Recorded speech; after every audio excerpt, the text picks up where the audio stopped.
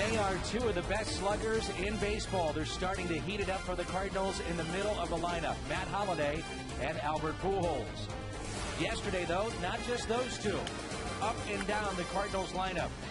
Hit after hit, run after run. The Cardinals an easy win in Game 1 over Bronson Arroyo and the Reds, and now they sit atop the Central with Cincinnati. A crowd young and old is gathered here in downtown St. Louis. A battle for first place tonight, the Reds and Cardinals in Game number 2. And welcome to Cardinals Baseball, along with Al Raboski. I'm Dan McLaughlin.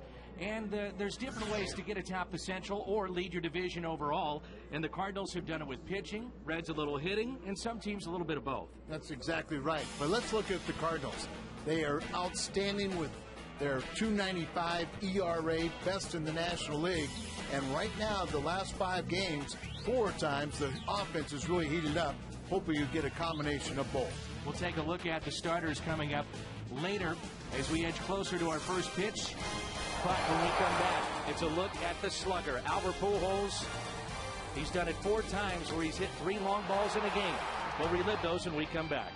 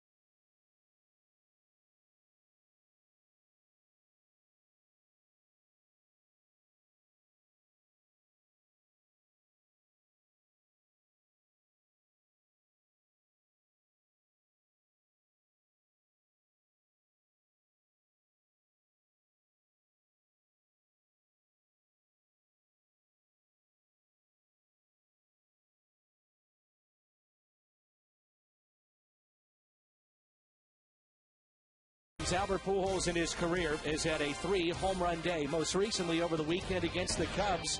Well, he did it back in 2004 as well.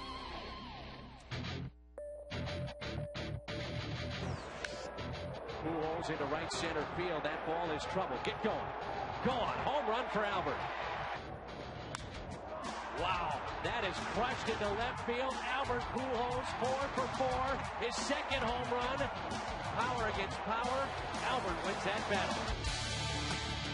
There goes Renteria. The pitch is driven into deep right center field. Did he do it again? Sosa back.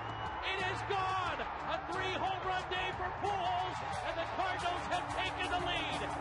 One of the most unbelievable games of the season, and Pujols a 3-home run day, 5 for 5.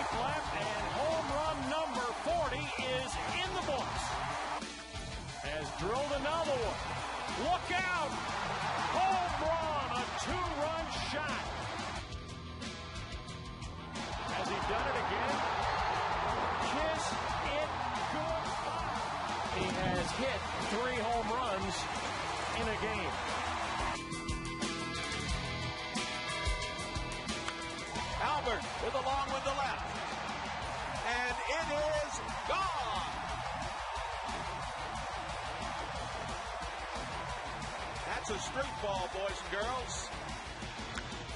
Here's another one. Is it going to stay fair? Yes! It's gone. Another booming shot. A shot into center field. Going back. Gone! Albert Pujols here tonight, all smiles just moments ago, signing autographs. We'll take a look at the pitching matchup when we come back.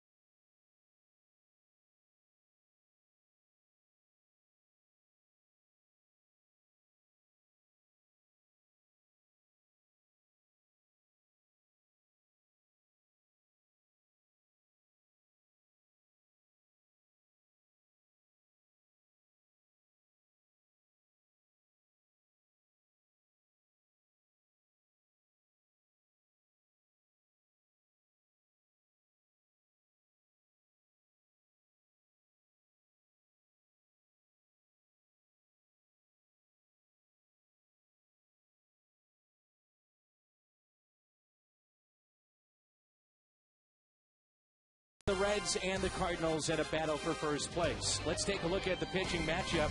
How about Johnny Cueto, Allen? He's already 5-1 this young season. That's right. He's 5-0 with an ERA under 2. Good breaking ball, but the real key for him is to try and get you to chase that high fastball. P.J. Walters gets the start for the Cardinals. Pitched out of a few jams in that start against San Diego just a week ago. 5 shutout innings, a better offense here tonight, so we'll see what he has. It's really imperative for him to be on the corners. The Cardinals 30-22, the Reds 30-22. We're edging closer to our first pitch. Central leaders meet again.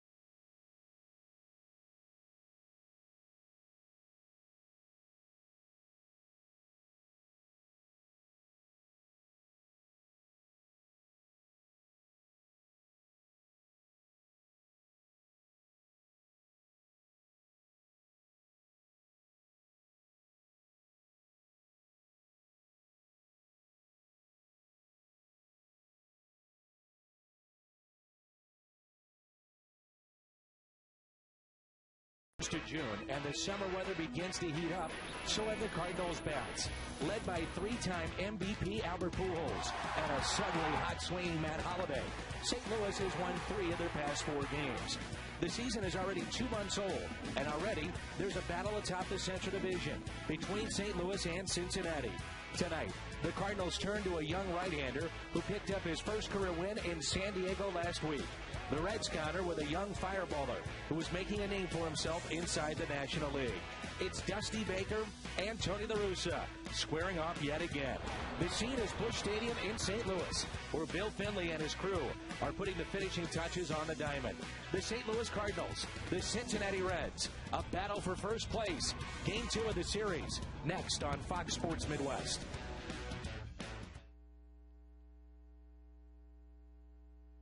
Work with any of that?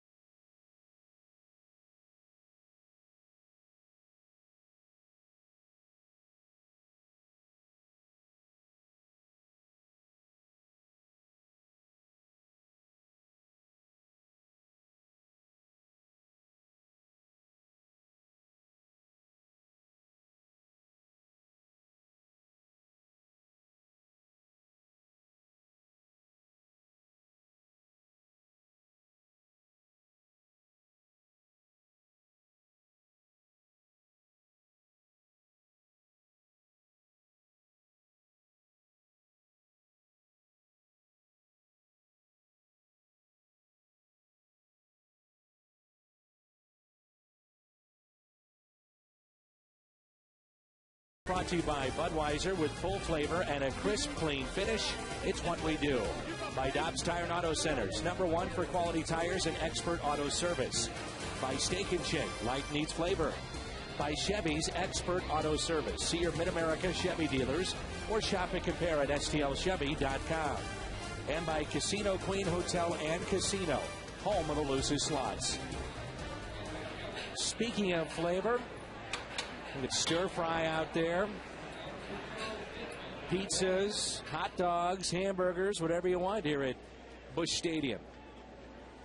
And let's take a look at Dusty Baker's lineup. Orlando Cabrera, along with Brandon Phillips and then Joey Votto. Scott Rowland off to a great start. Jay Bruce, Johnny Gomes, Drew Stubbs, Ramon Hernandez, and Johnny Cueto. It's brought to you by Southwest Airlines. And P.J. Walters gets the start for St. Louis, and the first pitch is a strike on the inside corner. Marshall Wireless sprint starter, PJ trying to go to 2-0. Made a 4-inning relief appearance, then he made his first start of the year in San Diego. 5 shutout innings in that game. Doesn't throw particularly hard, has to have some movement on his fastball. You know, he's 10 games over 500 throughout his minor league career. And 3 pitches and a strikeout to start the night.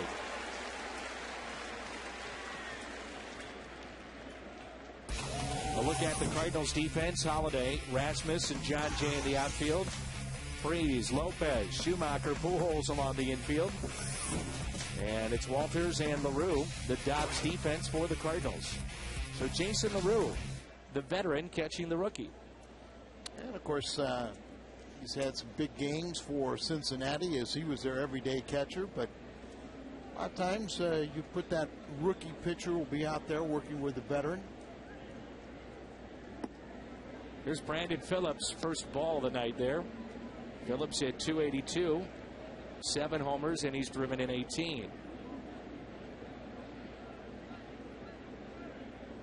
PJ working from the first base side of the rubber, and that's hit out of play. 1 ball, 1 strike, and of course he writes the initials of his daughter who passed away when he takes to the mound, whether it be out of the bullpen or as a starter.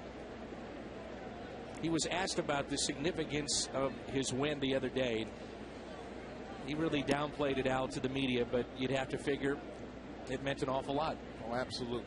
You know, he only made 3 starts at Memphis, and he was virtually unhittable there after the premature birth of his little girl, 14 weeks premature, and then she died about a month later. And so the Cardinals gave him all the time he needed to take care of business, take care of the family matters, and then if he wanted to get started, and he did so late, and it's a great story to find him here pitching in the big leagues. 3-1 pitch, and that's a strike as Phillips dropped his bat. That's not the way to endear yourself to the home plate umpire, and that's Chris Guccione.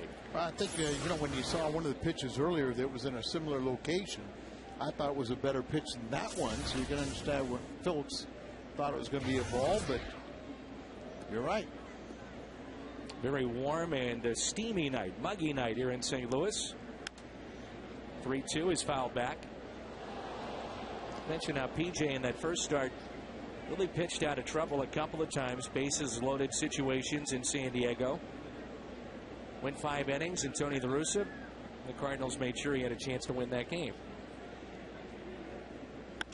3-2 hit out to right center, and that'll get down Jay Over and Phillips, a 1-out base hit.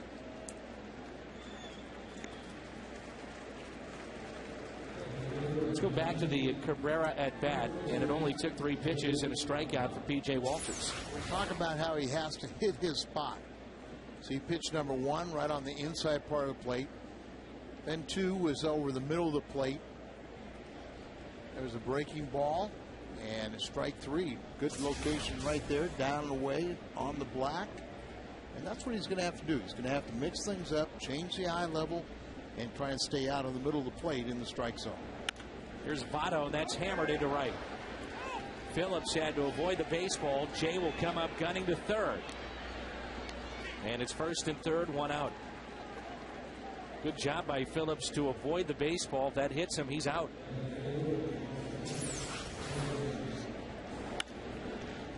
See how close it was as he hurdles over it.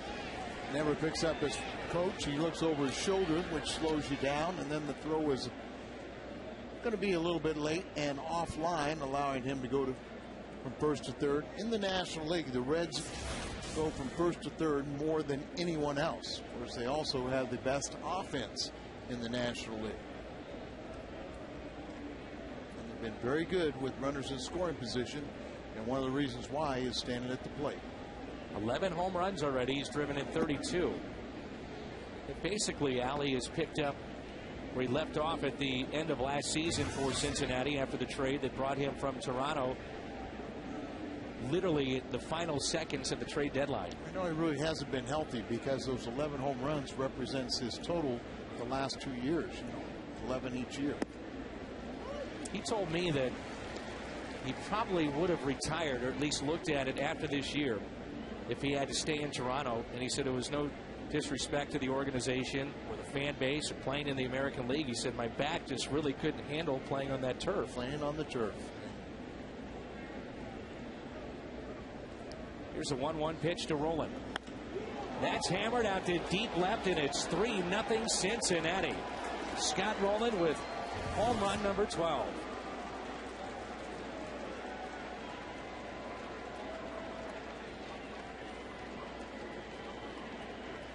So following the strikeout, a single, and now a 3-run homer. Hanging breaking ball that watch Rowland as he starts to admit, then he readjusts, and there's a hanger right in the middle of the plate.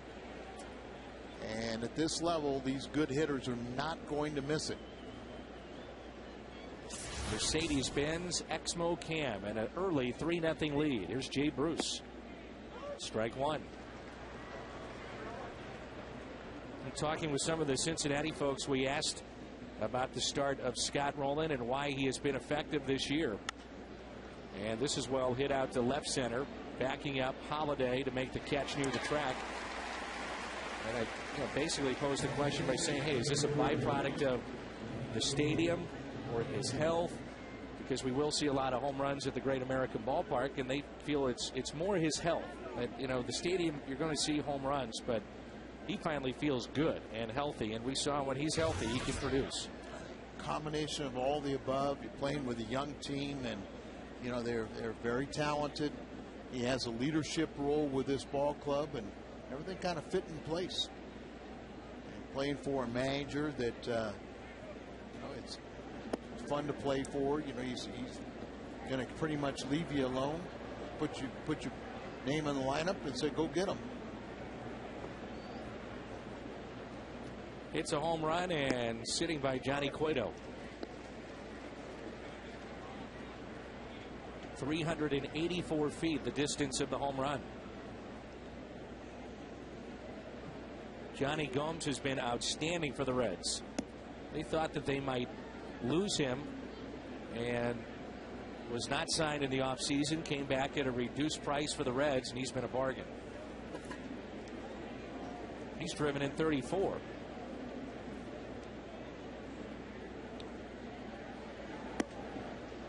Two and two. He did have the lead in RBIs before the rolling 3-run home run. Scott now with 35.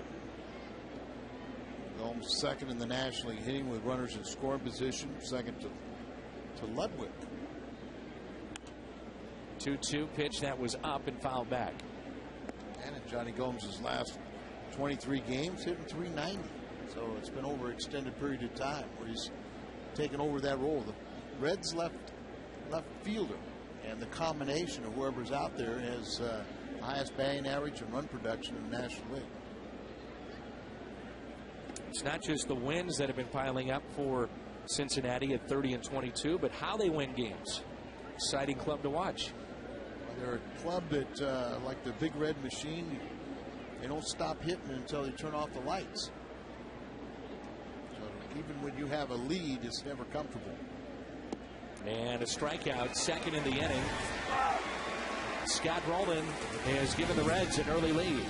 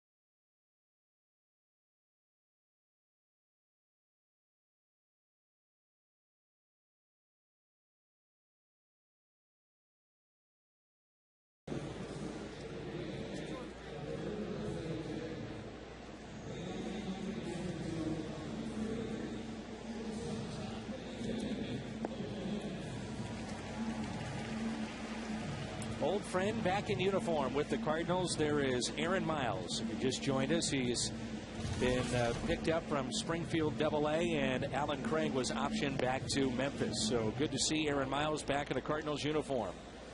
And a look at Tony La Russa's lineup tonight: Felipe Lopez, Skip Schumacher, and Albert Pujols. And Matt Holliday, Colby Rasmus, David Freese, John Jay, your right fielder, Jason LaRue, and then P.J. Walters. That's a look at the Southwest Airlines starting lineup. And this guy has been really good. Johnny Cueto, a hard thrower. He's 5-1, and opponents only hitting .232 against him. Johnny Cueto. Cueto beat the Cardinals back on April 30th. And since that time, he's 5-0 in 6 starts. He also has been victimized by 3 blown saves. So he could have a much better record than his 5-1. See, he'll throw consistently 93, 94. He has backed off with his velocity, but when he needs to reach back and get it up to 96, 97, he's able to do that. Little chopper up the middle on an 0-2 pitch and a base hit for Felipe Lopez. Defense behind Cueto with Gomes, Stubbs, and Bruce in the outfield. Roland, Cabrera, Phillips, and Votto along the infield. And a battery tonight, Cueto and Ramon Hernandez. Scott Rowland, the Gold Glover, and he's given the Reds a 3-0 lead. The Reds have only committed 23 errors on the season. Scott had 4 of those. Conversely, the Cardinals have committed 38. Here's Schumacher hitting in front of Pujols. And Skip has jammed a bit. A fly ball into right center. Stubbs the catch, and there's one out, and it brings in Albert Pujols. Now, we just mentioned how Cueto has backed off velocity, and it's not because he's getting older or wearing down. That is by design. They have asked him to do that, and they feel it's been very effective for him to back down, look for more location, and get a little bit more movement too. But similar to what Dave Duncan preaches with his guys, to have a little better command. You know, you're not using as much effort, so when you do need it, you can reach back and get a little extra. But go out there and really try to go deeper in the ball game by not throwing as hard and using maximum effort. Time called by Albert. 12 homers. He's driven in 39. Dan, many times when you try to throw harder, you choke off the ball and you lose the momentum or movement. Why does that happen? What do you do physically with your motion? You tighten up.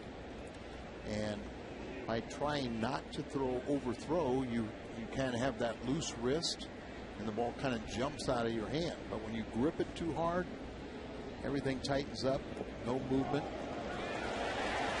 Ball gets away, so Lopez, the former Red, advances to second. And it's 2-0.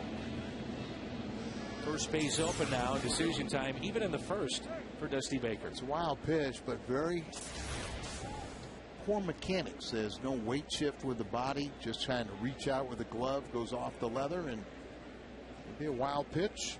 And Felipe in scoring position. First base is open now. 2-1. It's the difference. The 3-run first inning for the Reds allows them to pitch to Albert in this situation. You just saw there in that graphic, Pujols swinging a hot bat. And the fact, too, with Holliday, burned him yesterday, as Albert had 2 intentional passes yesterday. 2-2.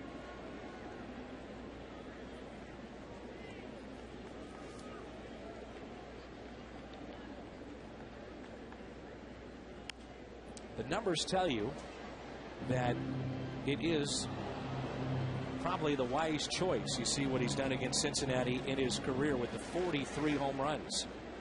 Matt Holliday, when Pujols walks, it's been 29 plate appearances this year. He's hit 185 in those spots. If you go back to last year, it happened 40 times. He hit 448. If you would narrow down that statistic and look at probably the last 5 games, it's much better. Base hit out to left. Lopez being waved in. Throw to the plate. It is in time, and Lopez is out on a strong throw from the left fielder, Gomes. Rarely we ever question Oquendo and sending a man home, but I thought this time was a little bit too much. Gomes comes up here, charges aggressively, puts a lot behind the throw, and really Felipe just really wasn't that far around third base bag when that decision was made to send him home. Way Holiday is swinging the bat. I would have loved to have the runners both in scoring position. 2 outs. Pujols at second for Matt Holliday.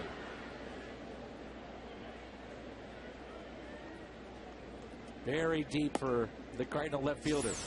Another look at the play at the plate. Watch it out there. It's hit hard. You see Oquendo send him all the way, but he's not that deep. Strong throw way up the line. Never gets to home plate. Now they did have to execute, and they did it flawlessly. Holliday fights it off. Base hit into right. Here comes Pujols. Throw by Bruce will be cut off, and Matt Holliday, a 2-out RBI base hit to make it 3-1. Now you really wish you had that back. That's life of a third base coach. You have those chances. It may sound funny, but it is very true. In order to be a very good third base coach, you have to get a certain percentage of guys thrown out. You can't just play it always safety first, but Holliday is a much more dangerous hitter again. More like his career average, the way he's starting to hit the last week or so.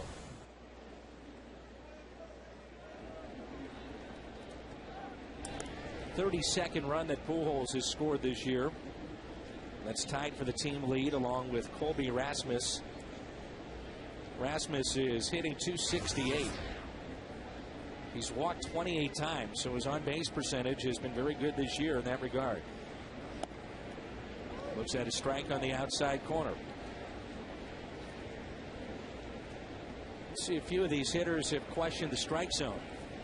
Pretty big zone here from Chris Guccione.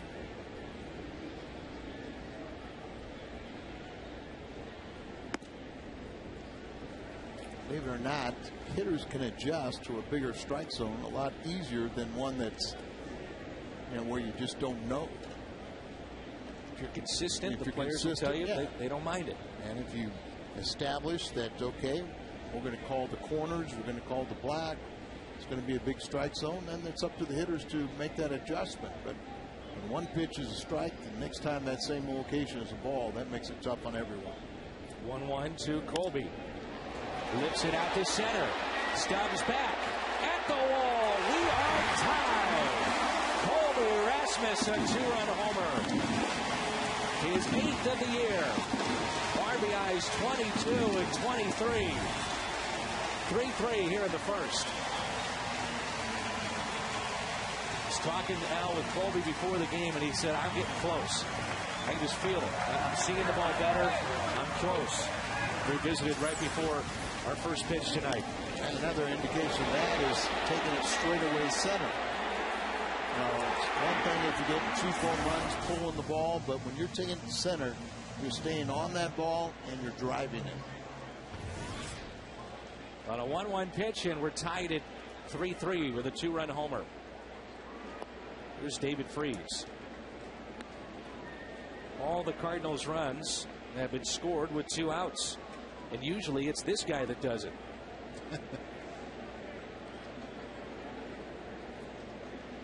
David Freese is best in the National League at driving in runners with 2 outs. He doesn't have anybody to drive in but himself here. Still a long ways to go, but 2 months into the season, David Freese and Jaime Garcia would be in that conversation for Rookie of the Year.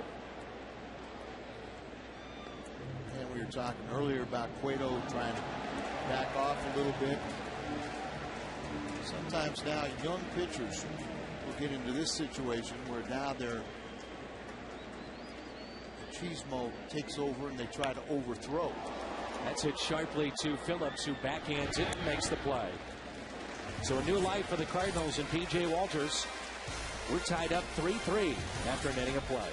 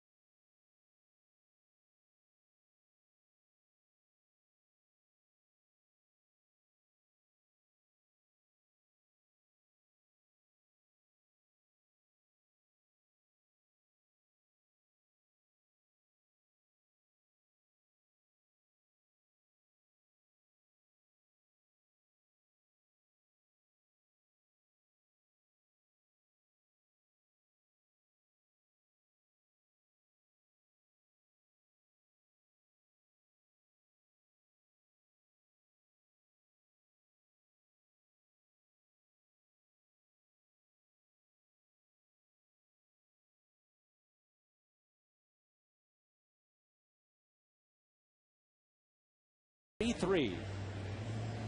Colby Rasmus had a poor throw yesterday, Al, and we could see that Tony was probably not very pleased with that. Those two had a long talk before the game tonight, and Colby, a 2-run homer to tie it up 3-3. It's part of the learning process, and you never like to embarrass yourself or hurt your ball club, but if you learn from it, you're better off in the long run. Here's their center fielder, Drew Stubbs. Combination of speed and power. Hitting just .237 though. There's a strike on the outside corner. Well, Cueto was given that 3-run lead, and he hands it right back to the Cardinals. It's 3-3. Sometimes, like PJ, you don't get that opportunity to get even. There's a fly ball into center field. Colby under it, makes the catch. No matter what uniform you're wearing, PJ feels like he's got new life. Cueto's probably telling his teammates, hey, I let you down, but you give me a lead again. I'm not going to let it slip away.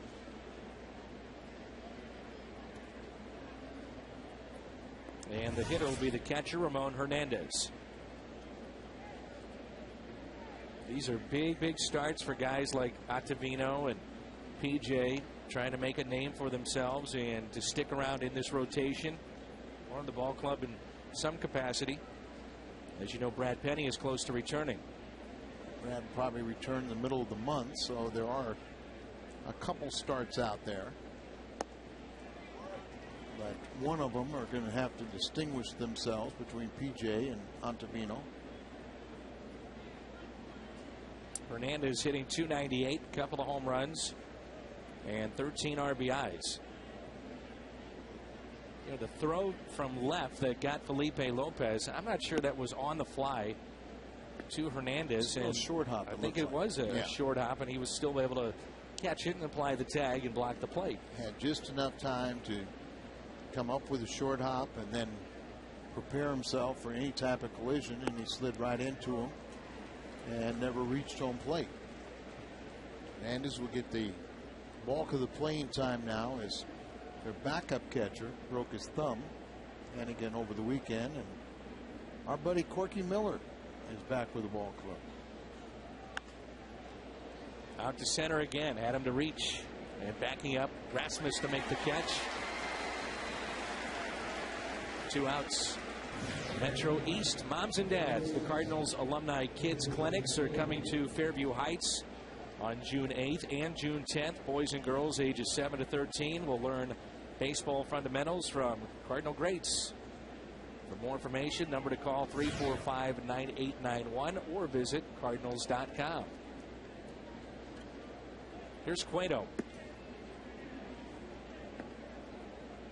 By the way, tomorrow night, a half-price night here at the ballpark.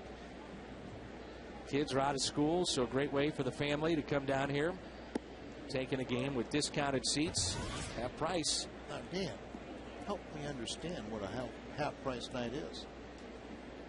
Family of 4. Yes, I got that part down. $33. No way. 33. You can't go to a movie for $33. You're exactly right, Al. $33. That's it. Come on down. As Cueto hits it out of play.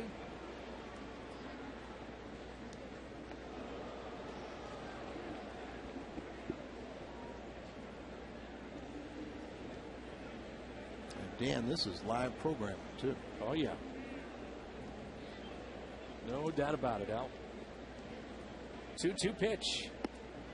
This is low and away.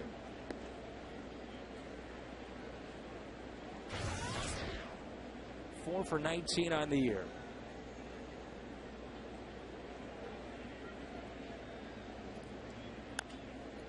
Little bouncer. Schumacher makes the play. Reds go 1-2-3. It'll be 7, 8, and 9 coming up for the Cards.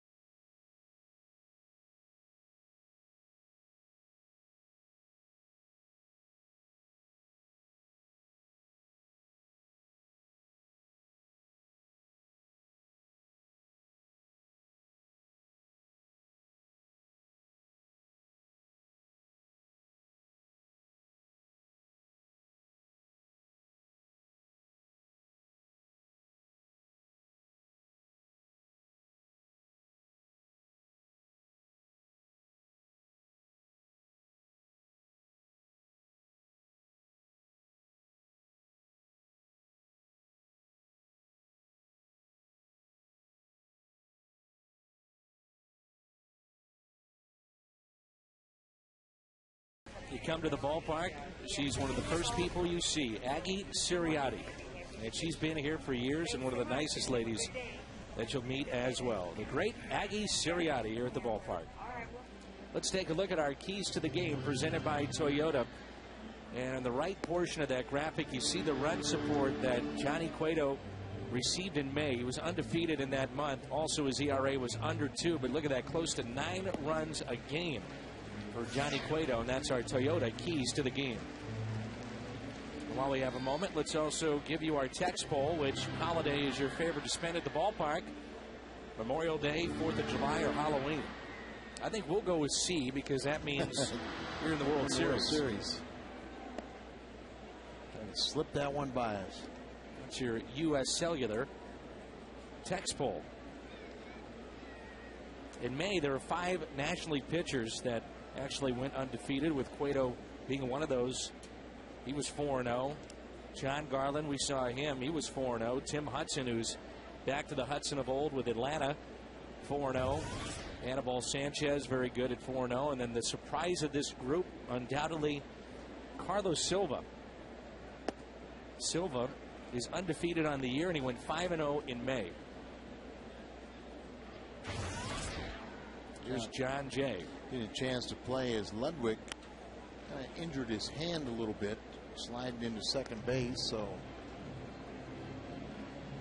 situations where John had been swinging the bat a little bit better, so Ludwig gets a day off to get a little treatment on that hand.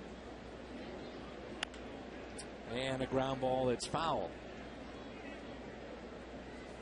How about his defense this year when you talk about Ryan Ludwig? It's been outstanding. And early in his career came up as a center fielder, noted as a good fielder. Then because of the injuries, he got the reputation of not being a good defensive player, and he's on a mission to change that perception again. And we've never really seen him be a bad outfielder. I think he's been well above average. Oh, yeah, I mean, but where he's saying that has to trying to convince everybody, watch the left thumb as he goes in here, and that's been kind of dragging back behind as he put the hand down to cushion his slide. He told me when he was in the Cleveland organization with all the injuries that he had, he was getting buried in that organization, and he said one of the things that popped up, and one of those things that you try to dispel, was the fact that some thought he was not a good defensive player. And he said, Dan, the bottom line was I didn't have a chance to play and show people what I could do. Yeah, and then wasn't healthy, and so he has shown us that he's looking for gold. Tony has even mentioned that a couple of times. He's played well enough in right to earn a Gold Glove, but we've got a long ways to go. That's voted on by the coaches and manager, opposing coaches and manager. Can't vote for your own players. 2-2 to John Jay.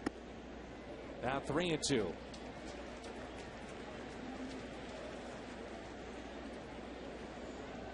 Jay pitched a double yesterday, and that was his first Major League RBIs. He got 2 there. This is his 5th start of the year. 3-2 is a base hit. And he's hitting all 5 now.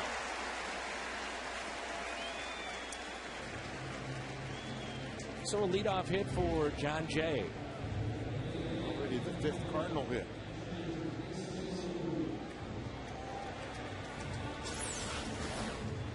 John Jay, uncomplicated swing, just kind of loads up on the backside, moves forward, but under control, and powers the ball up the middle. Nice job as a pinch hitter, and now that when he does get the playing time, he helps his own cause. Here's LaRue, who's hitting 167. The hitting coach tonight is right there. That's Mike Eldretti. And Mike normally is in the video room or throwing extra batting practice in the cages beneath. But Mark McGuire and his wife, congratulations to those two. Triplets today. Oh, yeah, just hey, wake up to the triplets. And so Mike moves from the dungeon to seeing sunshine, sunlight, and the moon when it gets a little later tonight. Normally he doesn't have the chance to do that. He's knee-deep in tapes and DVDs. But very hands-on, able to help a lot of the guys back in the cage underneath. And they're not in between the bats. This is hit out to left and a high fly ball by LaRue. One away.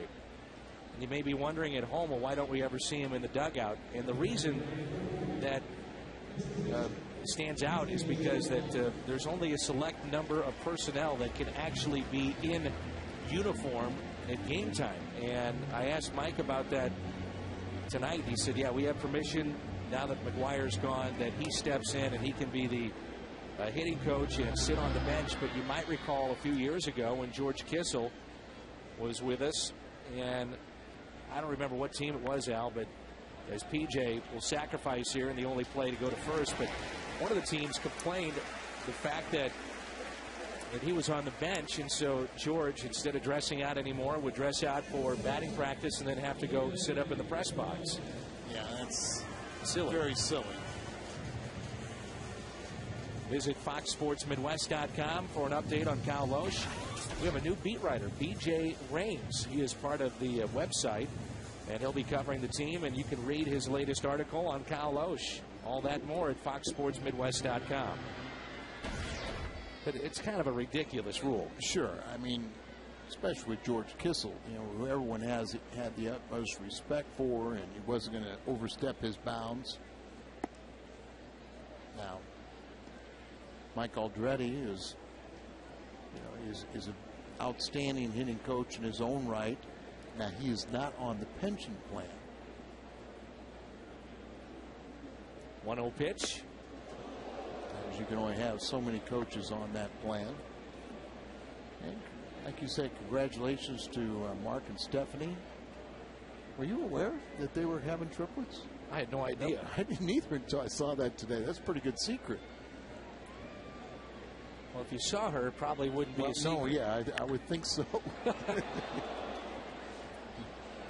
We mean that very respectful. She's a beautiful young lady. With all the respect in the world. Right.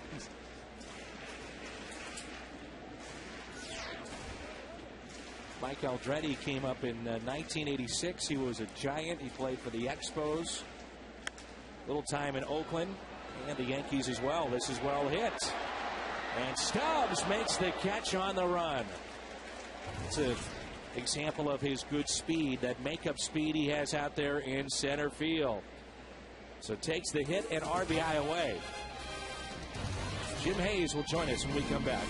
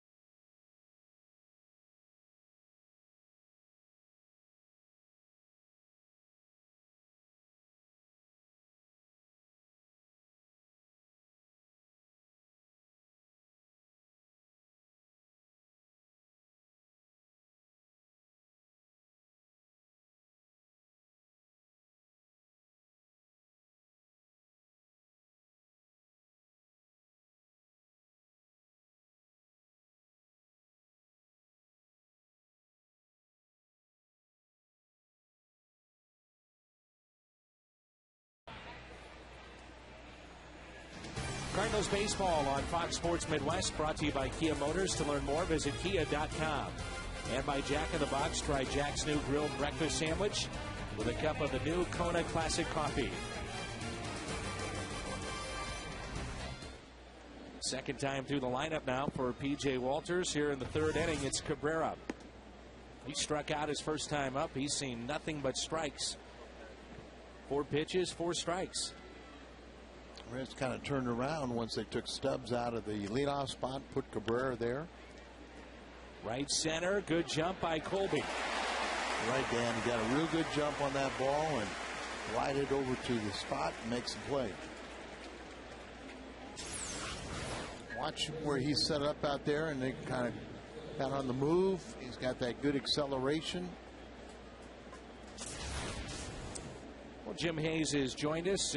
Jim had a chance to visit with Aaron Miles on the pregame show, and I talked to Aaron too. He's awfully excited to be back in town, huh?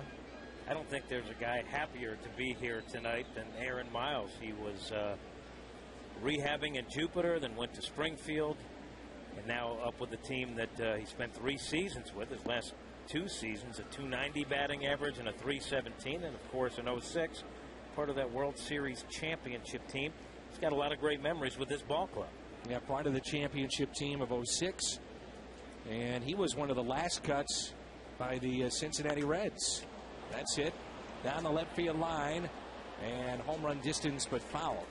And really, you look at the last year plus for Miles, he's bounced all over the place. Yeah, it just, once he left here, things kind of went south on him, and he told me, he said, yeah, it's going to be a lot of fun. I'm going to get the game-winning hit today, and then I'm going to pick up my paycheck from the Cincinnati Reds. Well, he said after having a really good year in his last year in St. Louis, he said as a professional athlete you have a limited window to try to make a chunk of change. And he said the Cardinals were in it, the Cubs were in it. He went with the Cubs, and as you referenced, it didn't go well. In Chicago, he had some elbow and shoulder problems and hit under 200. That's hit out of play, but Al, you being a former athlete would know. I mean, you can't blame him. No, you do not begrudge him. It was probably the 2-year contract with the Cubs versus a 1-year contract with the Cardinals. You're trying to set up your family a little bit, but the one thing you got to be aware of, and I've always said, very good pitch, up and in for another strikeout. That's number 3. Is that, you know, one, don't overprice yourself, but then think about if you're a bench guy. Tony La Russa gives more playing time to his bench people than most managers, and then you have a guy like Dusty who really has a set lineup.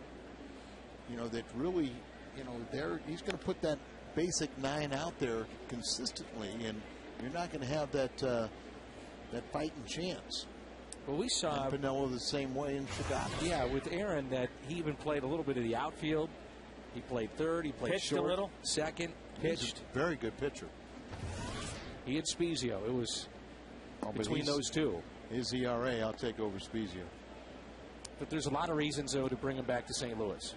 Well, one of the things that Tony La Russa had said about Alan Craig is this guy needs at-bats, and he wasn't going to get them with the big club. So you send him back to Memphis, where he's going to get a steady diet of at-bats, and he can progress as a player. Aaron Miles is a guy used to coming off the bench, so he'll be fine. And John Mozeliak was talking about adding an infielder, kind of balances out the roster a little bit, a guy with more experience coming off the bench. That balances it out a little bit. So all the way around, the Cardinals felt like Miles was a good fit at this time. Here's a 3-1 pitch. And that's a foul ball.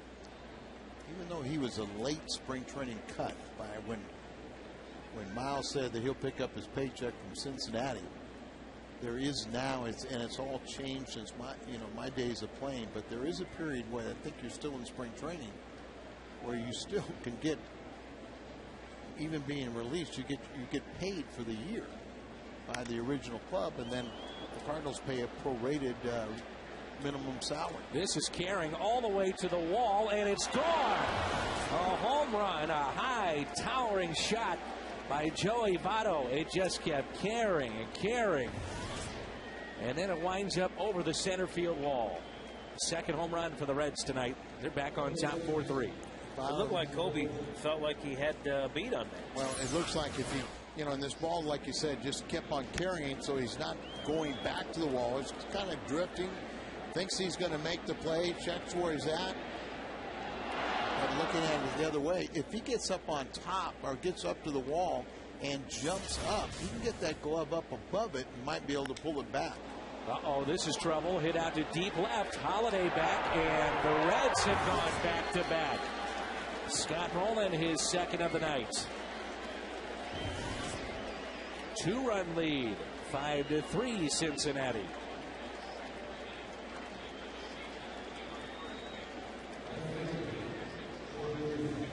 Scott Rowland, 2 home runs, 4 RBIs, and we're batting in the third. As he gets those arms extended, and he had plenty of oomph, and a lot of distance to spare. Now, this is one of those situations where if you're the Reds, you're saying, okay, tonight's a big game because we're facing Chris Carpenter tomorrow. If you're the Cardinals right now and you're Tony La Russa, just kind of thinking along with him, if you needed to pull PJ earlier than expected and go to your bullpen, you might feel more comfortable doing it tonight than other nights because Carpenter going tomorrow. Combination of Carpenter tomorrow and the off day Thursday. Yes. You're absolutely right. But by the same token, Tony's going to want to see PJ out there and see how much he can battle and get as many outs as possible.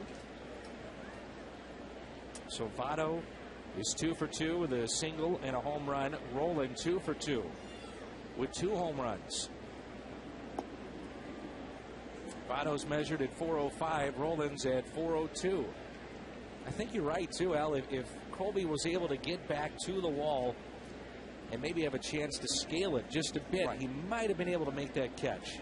But in fairness, he just thought that that ball was he wasn't even going to be close to the wall. Right. Initially, and he just kind of kept on drifting on him, carrying back. But if he got back to the wall and then sized up his jump right now, and I think it was beyond the reach. When you looked at that one, it looked at first, it might have been right on top of the wall. Colby won't have to scale the wall here. He makes the play. 3 home runs tonight, 2 by Rowland himself.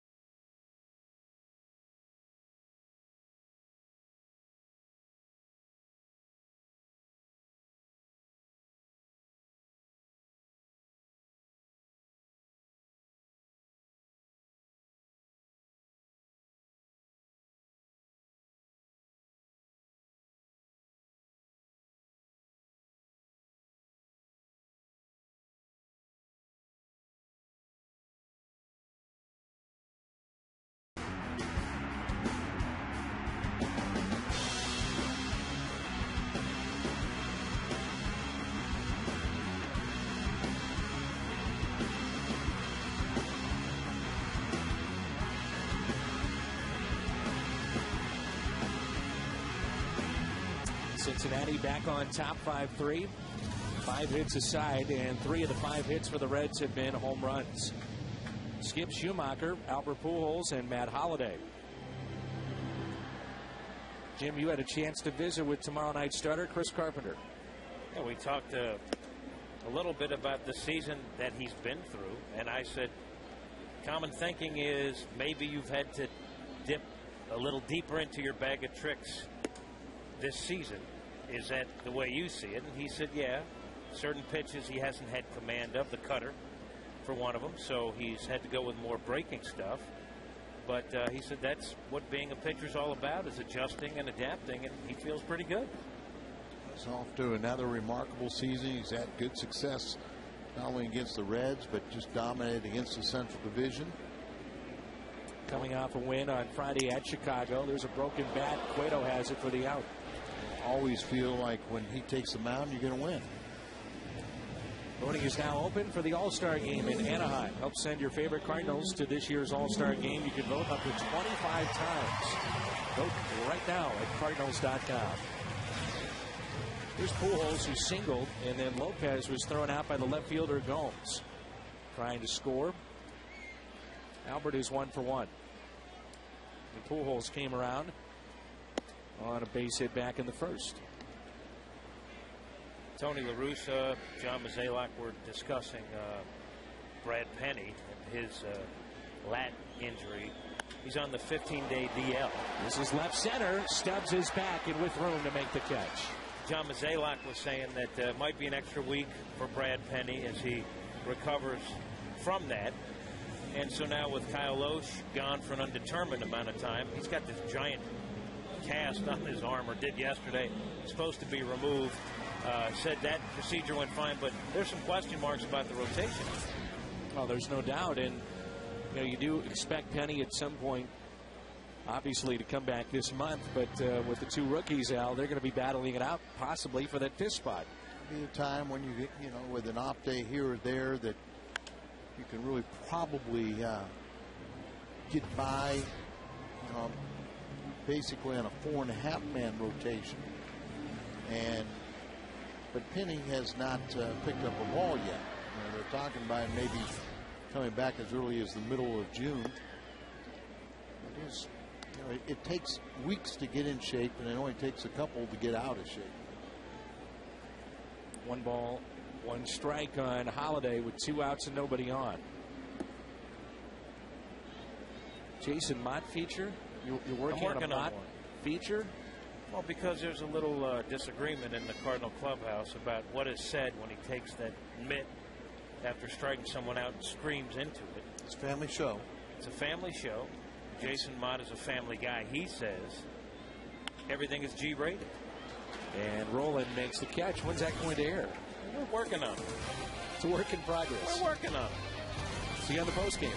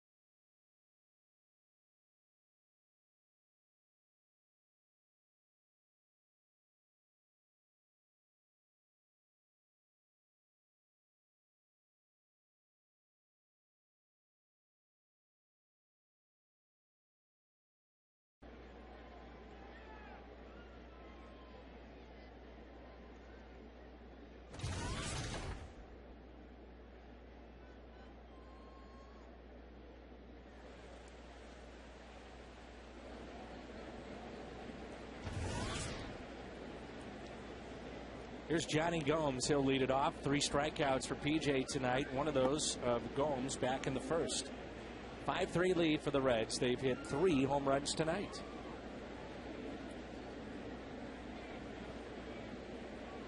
Pitch number 60 from P.J. Walters. 2 balls and no strikes. Gomes here, then we'll see Stubbs and Hernandez.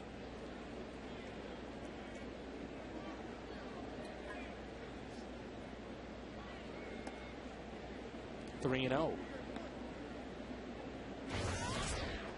All the way back, PJ. That's the one thing that will help keep you out there in the rotation, is not by giving free passes. And a leadoff walk. A portion of the Big 12 TV schedule for football was announced today, and Fox Sports Midwest will have a great lineup of games this fall. It starts with Mizzou against Illinois from the Dome. That's on September 4th, and wrap up the season with Mizzou KU November 27th. Those are nationally televised games that you'll see here on Fox Sports Midwest. And for game times and more information, head to foxsportsmidwest.com. I would assume we'll also have some pay-per-view games as well. That has not been announced, but as we get closer, we'll give you the info.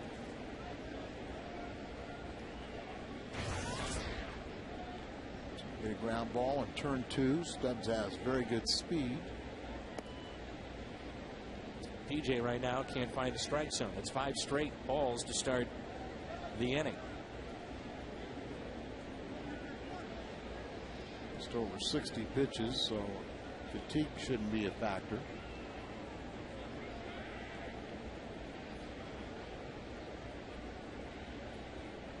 One-0 pitch. Just catches the corner.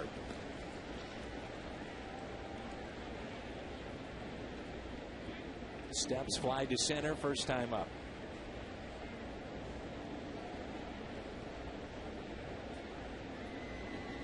Not only do the Reds go from first to third, they're in the top 5 in stolen bases.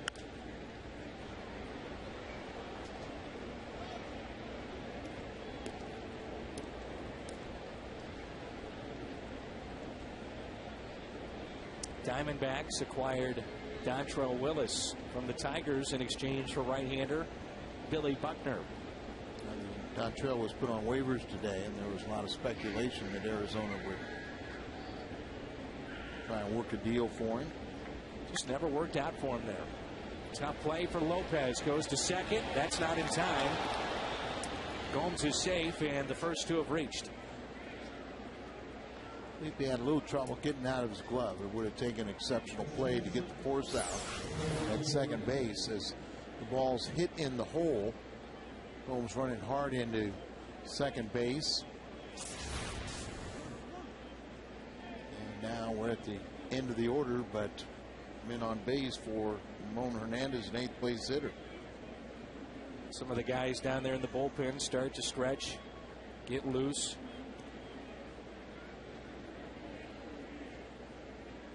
And now one of the Cardinals is taken to the hill. Yes.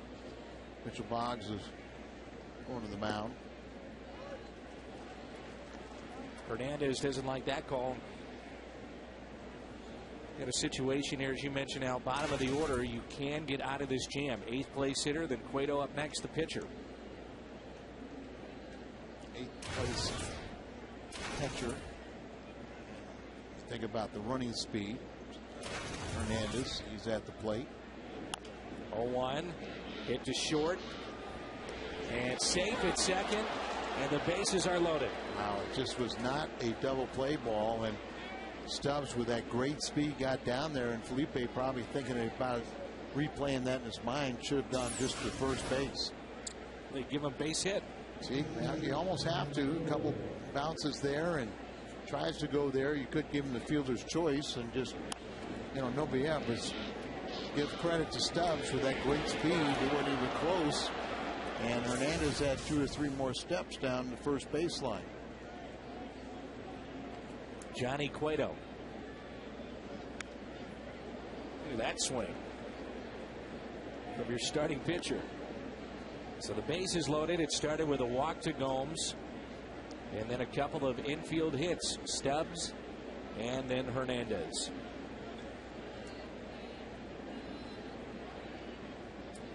Cueto grounded out to second, first time up. There's a broken bat. Pujols out at home and out at first. LaRue trying to avoid any kind of collision at the plate, knowing who's running, and still was able to release the baseball and get it back to Pujols. And remember, too, the runner, Johnny Gomes, trying to take his leg out. As that swing does not allow Cueto a good there. You see the runner coming down, tries to take the leg out from LaRue. Great camera action right there, but he maintains his balance. A little athleticism as he jumps up, gets his feet back under control, and complete the double play throw. So Albert, all three. You put Walters, makes a great pitch. Albert with that throwing arm and gutless out. He's fearless to where you go to the home, and then LaRue avoids that runner, stays under control, and completes the double play.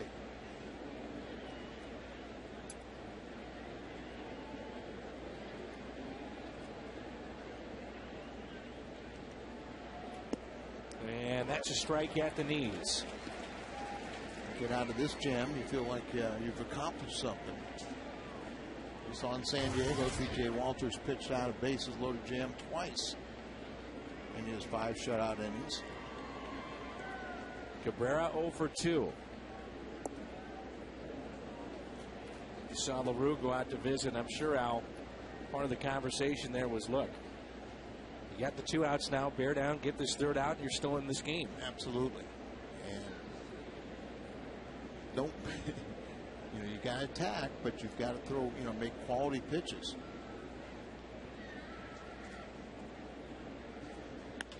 And that is not. That pitch was up. And that it's going to be cut off by Colby. Thrown to second base, not in time. 2 runs will score. And that makes it 7-3.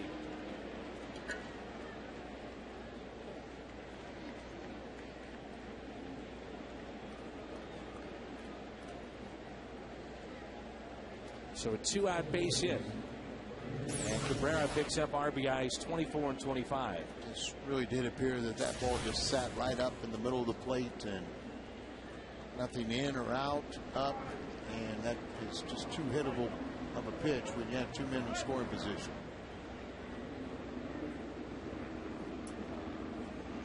Boggs is ready if needed, and we're starting to get into the heart of the order of real professional hitters.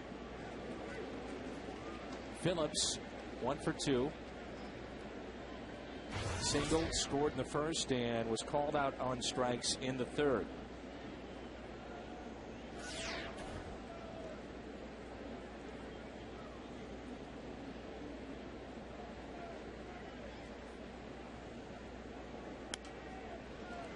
Oh, and 2. Mitchell is ready.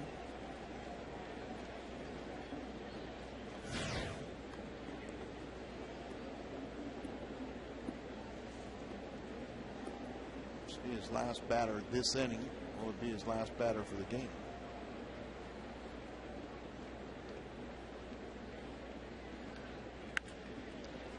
Grounder hit to second. Skip has it. Phillips retired. And Cabrera is stranded. But 2-out base hit, the double by Cabrera. And it's 7-3.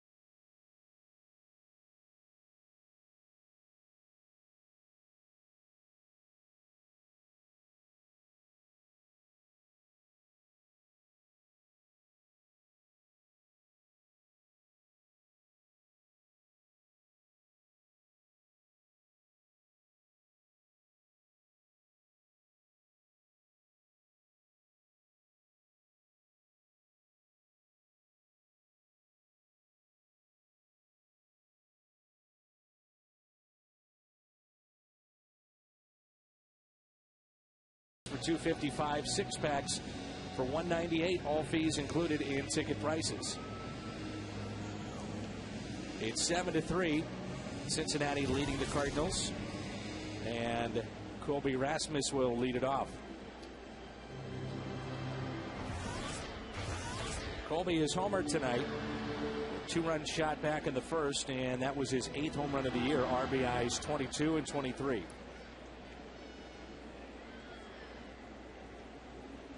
And Cueto back to work.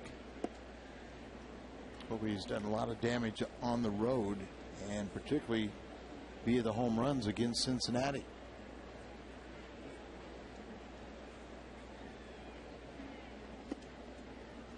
You see how Cueto falls off the mound towards that first base line. That is more pronounced this year than it ever has been in his brief major league career. A lot of people get carried away about being under control, but that's deception too. You know, all that movement, you know, hitters, if they're not paying attention, not just looking at the release point, they fall into that trap of seeing all the body parts move, and it's distraction. It's pitch in on the hands. It's nice if you can put yourself in great fielding position, but it's most important to, you know, have that good effort going to the plate. And if your momentum carries you left to right, so be it. That's what Bob Gibson said when he was in the booth with us. I mean, Bob Gibson would be in the shallow center. Yeah, there'd be times where he'd be 10 feet off the mound after he would deliver a pitch, but he won 9 Gold Gloves. Right. Make sure to visit Bush Bash prior to every Friday home game in the Ford Plaza.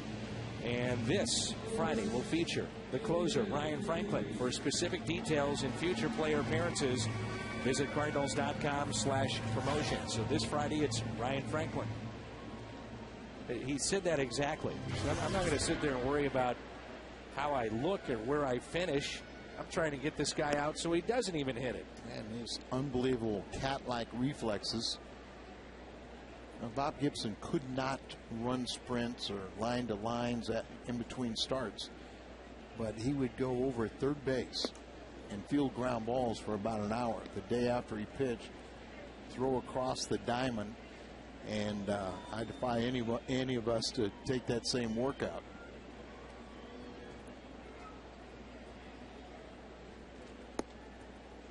His knees were so bad that he, you know, just couldn't have the stress of running.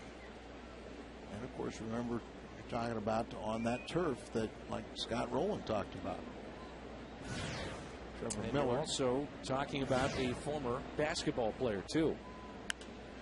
And you got to figure all the years of playing on the hard court doesn't help either. And Bob felt like he was blacklisted in Major League Baseball, that because being a black pitcher, that when he graduated or got out of Creighton University, that he couldn't get the money that he thought he deserved, and so he played a couple years with the Globetrotters.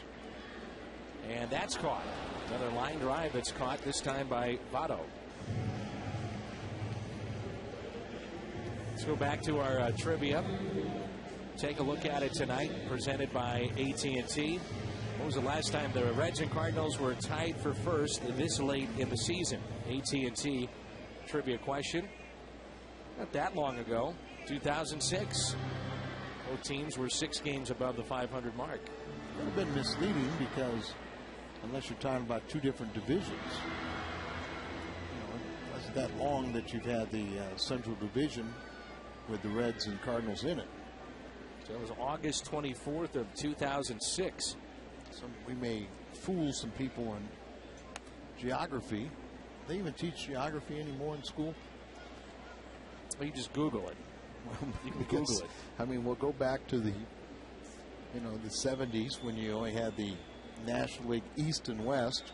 You found the Cardinals in the East and Cincinnati in the West. Yeah. Doesn't make a lot of sense. It sure doesn't when you different time zones and one is east of the other. Yeah. Change of that time. Say that Mr. Soto, one of the greats recent Reds history has worked with Johnny Cueto on that changeup. They're trying to elevate the ball and get him to chase. That's a big pitch for Cueto. Probably the biggest one that made no sense back then was the Atlanta Braves being in the West. That's some tough travel. Here's a 1-2 pitch. Upstairs to Jay. And now fans, you hear about the unbalanced schedule, and a lot of fans don't enjoy that. For instance, the Cardinals and the Reds play each other 18 times this year. 18. John Jay, deep right. And this one is gone over the bullpen. John Jay, his first. Over the bullpen and right. And he's done it now here at the Major League level.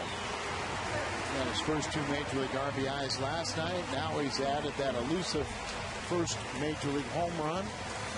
And the Cardinals creeping back into this ball game 7-4.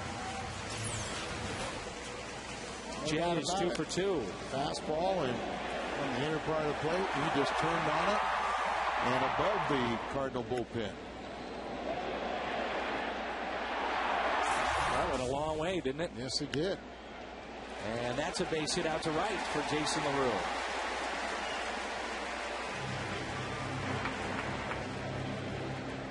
With 2 outs here in the bottom of the 4th, PJ will hit for himself. They have had the lefty Miller up and throwing. Just wonder here if Tony does not want to burn a position player with 2 outs, not having a deep bench. Does Miller kind of continue to throw, or PJ with a fly ball into right. And LaRue is left stranded. Home run by John Jay, his first. It's 7-4.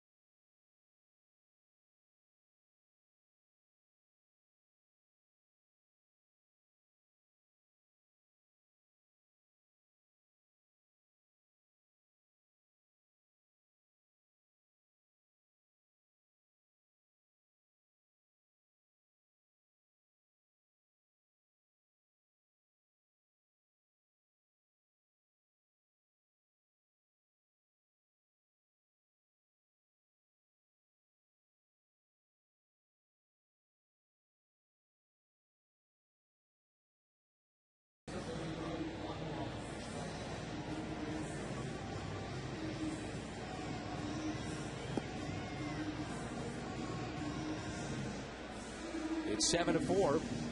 Cincinnati with the 3-run lead, and Tony La Russa likes to have PJ hit for himself. He'll go just 4 innings, and now a new pitcher is in, and that's Trevor Miller, and it's our Chevy called to the pen.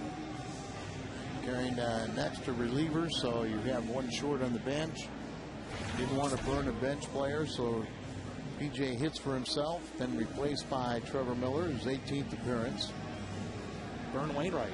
Well, that's in my mind. You go with Wainwright or one of the more established hitters that are, Wainwright seemed like the logical choice. But I found one thing, Dan, when Tony does something that, it kind of bucks the trend. Maybe there's something we aren't quite sure of. So maybe the fact too also with Ludwig, not starting this game because his left thumb a little banged up. There's another guy that you're trying to avoid, and he's the franchise leader in wins for the Cardinals and third on the all-time win list. So I'm still waiting for my first managerial gig. How about you? I'd love it if it comes. I'm taking it. Oh, you're up here managing every day. I just don't think it's ever going to happen. Would you like me to clue you in? You're not breaking any stories up here, Al. I can tell you that. Here's Joey Votto. Votto, Rolen, and then Bruce.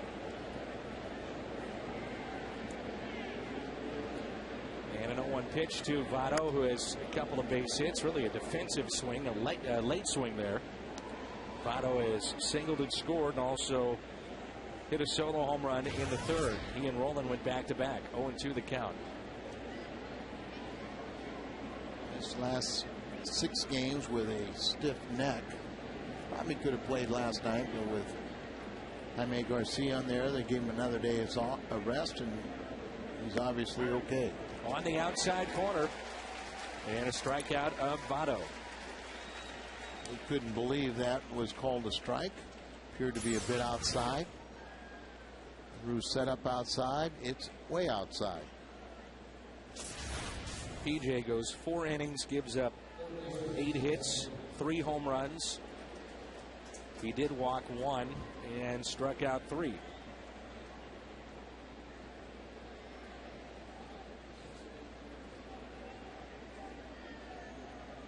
Rolen's had a big night with a pair of home runs. 3-run home run in the first inning, and a solo shot in the third. He's up to 13 home runs and 36 RBIs. We've seen a couple of home runs tonight from Scott Rolen, and of course he had some great moments here with the Cardinals, no doubt. Part of the 06 World Series team. What a complete play. 1-1 pitch. 1-2. You wonder where his numbers might be if not for the injuries. Talking about those shoulder injuries and multiple surgeries. Robbed of power there for a while, and you're absolutely right. Rolen fights it off. It's popped up. This may drop. It will. That's a base hit. Rolen hustling all the way.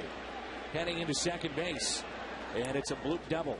3 for 3 on the night. 2 home runs and a double. Well, go back to earlier tonight. Hanging breaking ball and a 3-run homer. That was in the first. He added to that.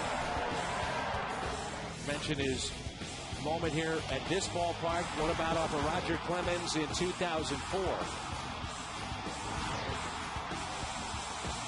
Game 7. Pretty special, wasn't it? And also, when you were describing that little bloop base hit, you said Rolen hustling. It's never in question. Yeah, never in question. You just knew that professional hitter just put his head down, whether it's a home run or running out of double, he's going to hustle. 2004 year was such a special season. The Cardinals actually began that year after 40 games or so right around 500, and then they just took off.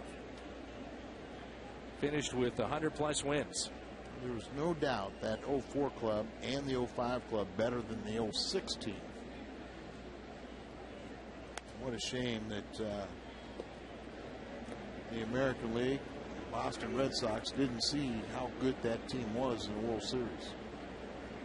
Cardinals had great opportunity in Game 1 of the World Series. I think they might have won that. If they won that game, and it was a legitimate shot to win that one, that whole series might have been completely different. No doubt. 1-1 the count. 1 out, runner at second.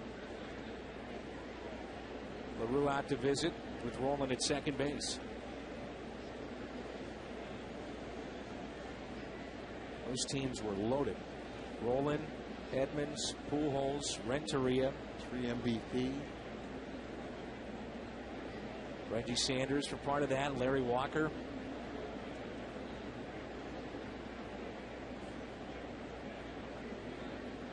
Here's a 1-1 pitch to Jay Bruce. Hold foul. Bruce tonight is flied to left and also flied out to center.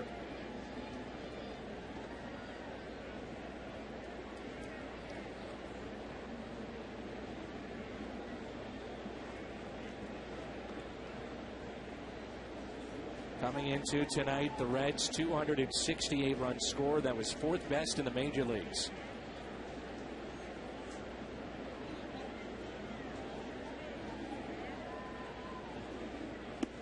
And a swing and a miss. Second strikeout. More Trevor. Krispy Kreme doesn't deal. If your Cardinals get 12 hits today, you're invited into Krispy Kreme tomorrow. Receive a dozen of their original glazed donuts for only $2.99. Stop by one of the 4 St. Louis area Krispy Kremes for this sensational deal. Look at Walt Jocketty, the Cardinals GM for many years, and now with the Cincinnati Reds.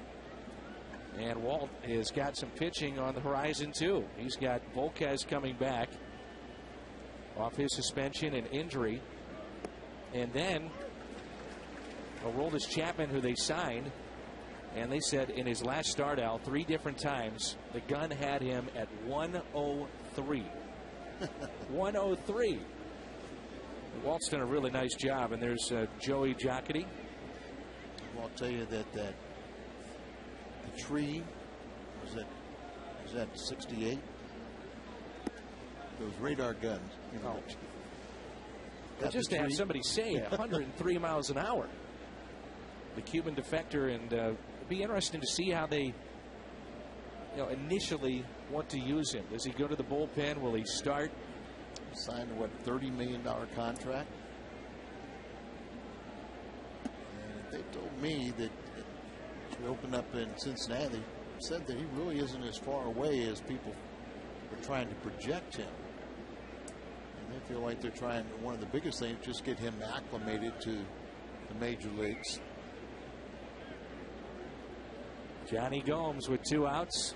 Runner at second. Scott Rowland.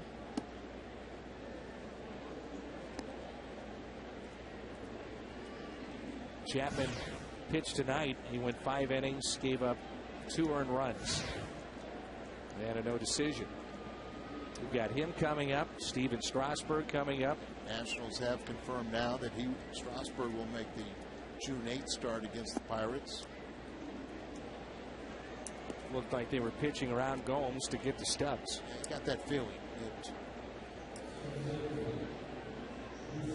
You have to be careful doing that because you're trying to pitch around somebody and you make a mistake and you don't get the chance to get the guy out that you're hoping for.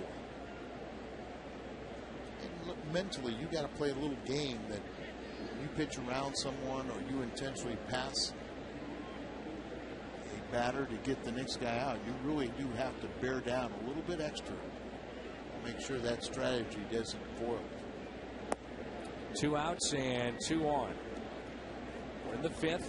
Here's Stubbs, who's 1 for 2 with a single.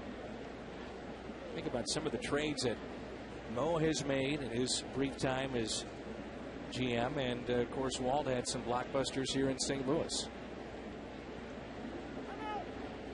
Most recently, the biggest being Matt Holliday, no doubt, and then having the resources to re-sign him and keep him here in St. Louis. Using that farm system to acquire major league talent. 1-0 pitch. Think about Mo last year. DeRosa and Holliday, 2 of the guys that at that particular time being talked about as being, the 2 players that most people wanted as far as hitters that were out there in the market. 1-1 pitch. Upstairs, 2-1.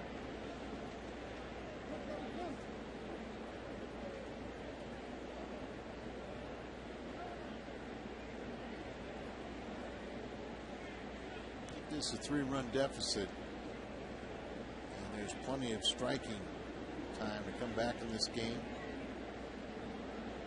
2-1 is hit sharply to short. Lopez keeps it in front. If he got his bare hand in there, that's what happened. Finger, thumb in front of the glove, and it caught bare hand. With 2 outs, bases will be loaded following the error. Hit hard, takes that hop, comes up on him, and it gets him on the right hand. Oh yeah. Plaza Tire Service, Exmo Cam.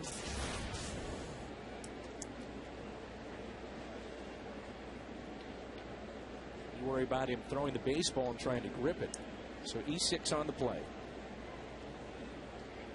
His second error this season.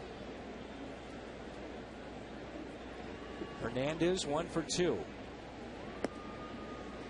Ball took a bad hop, and it's a rocket. He'll take one for the team, but what he's really hoping for is that Trevor Miller comes through and retires Hernandez, and you strand the bases full.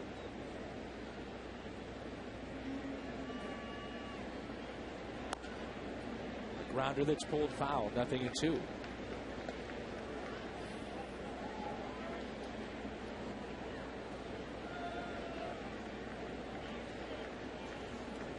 The 2 lefties for the Cardinals have been very good this year, Trevor Miller and Dennis Reyes. Here we go. At this time, Trevor was almost used exclusively to get left-handed batters out, but the rule has increased as they have confidence in him retiring the right-handed hitter. Little check swing, 1-2. Hernandez 0 for 5 in his career against the Cardinals lefty. It's surprising he has 5 career grand slams.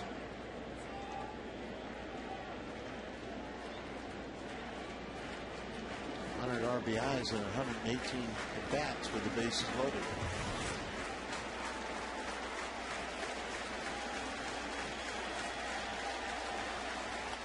One, 2 popped up. LaRue will give it a look, the former Red, and it's out of play.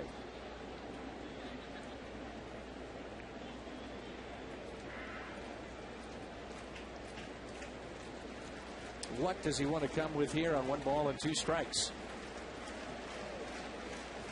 As a left-handed hitter, we'd say slider. I've seen that fastball be pretty effective this year for Trevor.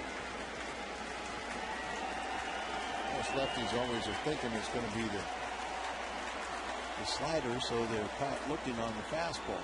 Right-handed batter is a little different story. Is you want to be dominant away to the lefty, into the right-hand hitter.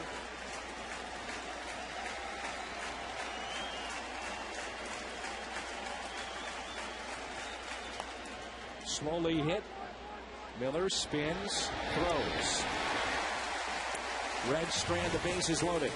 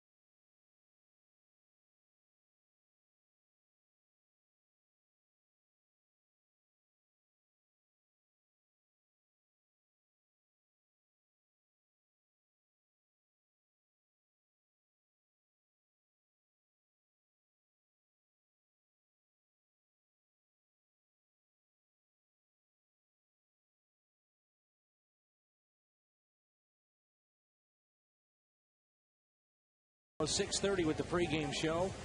And this is our What's on Tap, which is presented by Budweiser. Chris Carpenter will make that start. Now, we showed you on that replay that Felipe Lopez took it off the bare hand, and then he was looking at his thumb on his throwing hand. And this is just moments ago.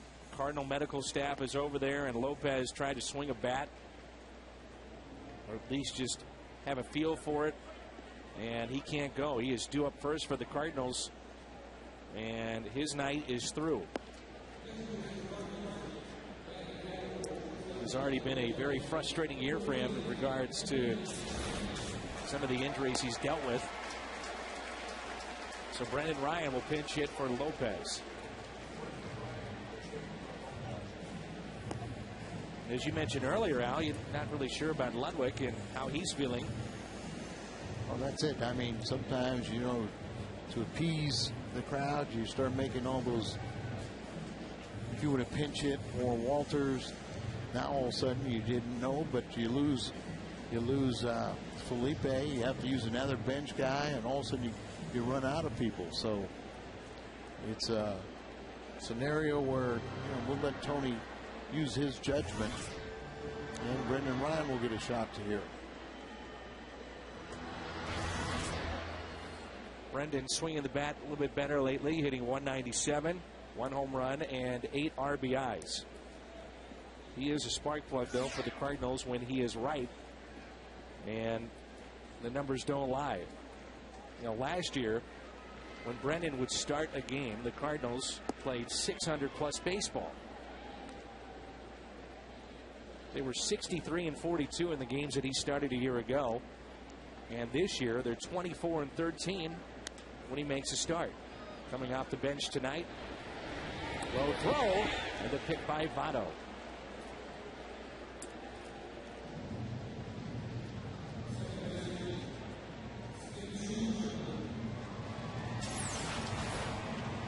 Circle the ball to get a little momentum behind the throw. Short hops up there. Brendan with good speed. Don't want to jump to the bag. Roll over on your ankle. Hurt yourself that way, but. And here's Skip. 0 for 2.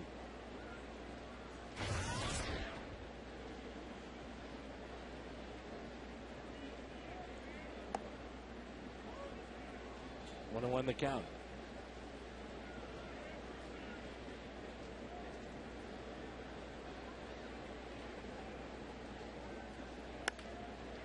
Slowly hit to short. Cabrera again.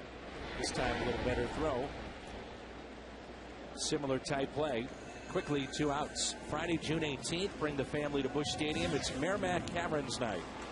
All kids 11 and under receive a coupon good for 1 admission to Merrimack Caverns Cave Tour and Boat Ride. Maybe hot outside, but always a cool 60 degrees inside the cave. 2 outs, nobody on for Pujols.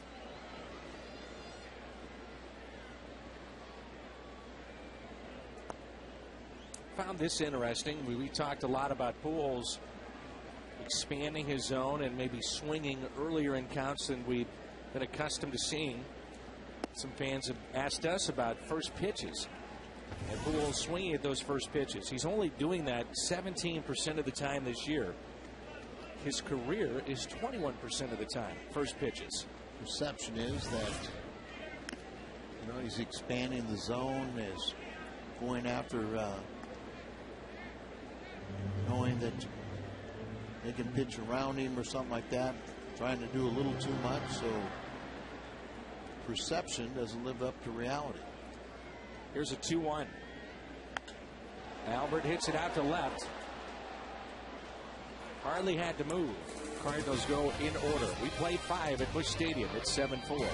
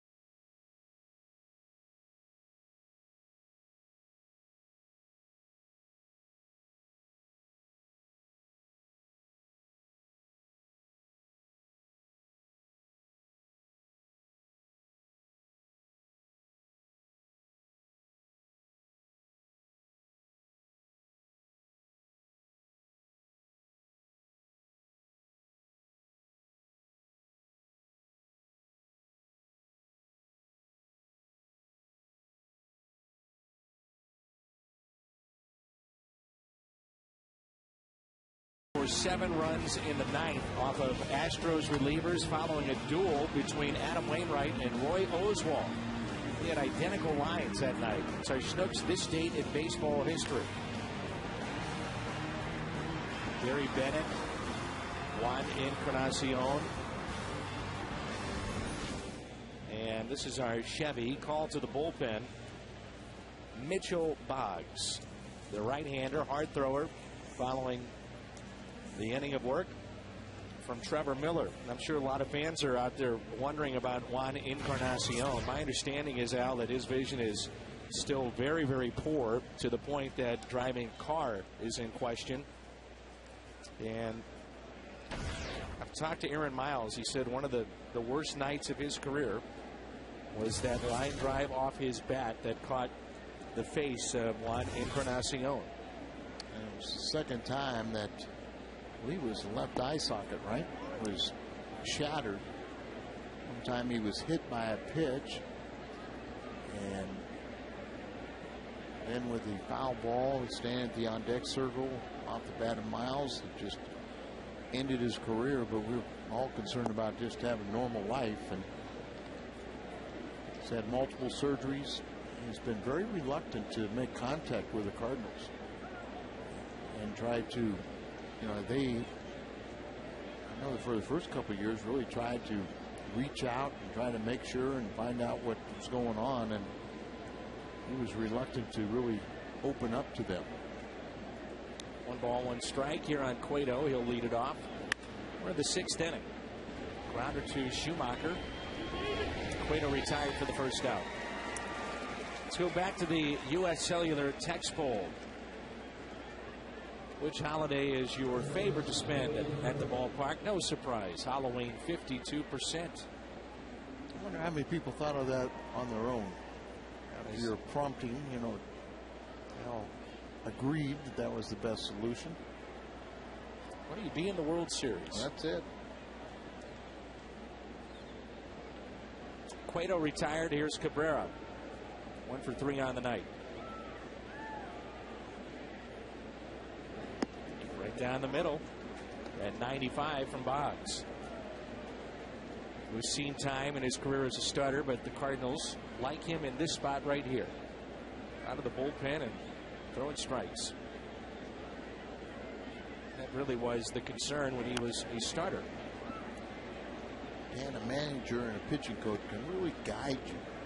They can kind of pick your spots, never allow you to get too buried in a game if you just don't have your good stuff that day. They can make sure there are times when you have electric stuff that it stays very, very positive, and you can learn from the experience. When you're out there trying to be a starting pitcher, and every time you're pitching in the 5th inning and you're flirting with 100 pitches and being taken out, that's tough to feel good about yourself when you can only look at a loss or a no decision. Story tonight, many ways, Scott Rowland with 3 hits, pair of home runs. The Reds picked him up at the trade deadline, and since then, when he plays, the Reds are 57-30. 6 is a serious number. The Cardinals score 6. You score a 20-ounce coffee, fountain, or frozen drink for just a quarter the next day at On the Run at Mobile. Win or lose, Cardinals score 6. You score 25-cent drinks at On the Run. That was a trade that was kind of controversial in Cincinnati. They didn't like giving up a young third baseman, Encarnacion. Another prospect was involved as well. But Paul Giacotti, being the smart baseball man that he is, he knew that he needed some leadership. He needed to have that type of the attitude that Scott Rowland brings to a ball club, and a guy that could lead by example or could sit down and, you know, talk the facts of life to young players. 0-2 with 2 outs. Phillips 1 for 3, struck out looking in the 3rd and also grounded out, singled and scored in the 1st. Good pitch. First strikeout for Mitchell Boggs. Matt Holliday leads it off when we come back.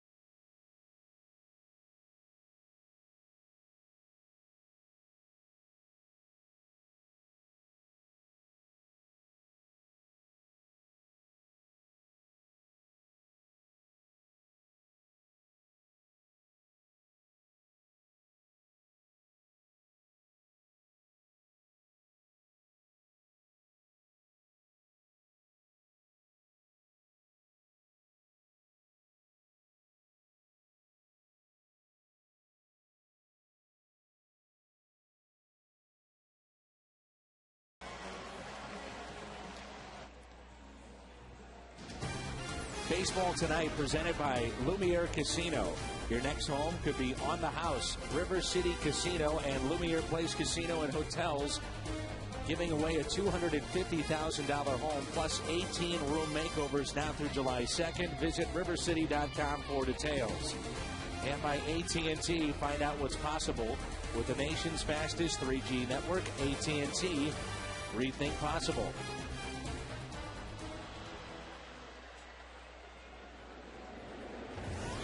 Matt Holliday is lined out and also has an RBI single and a run scored. Matt Holliday is career by month, the averages, and historically this is when he starts to get hot, June and July.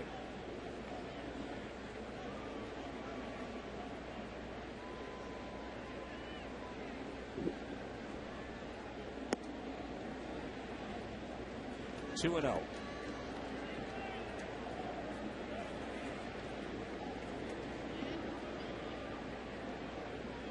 Seen a lot of broken bats tonight from Cueto and soft liners that have been hit by the Cardinals. 3-0.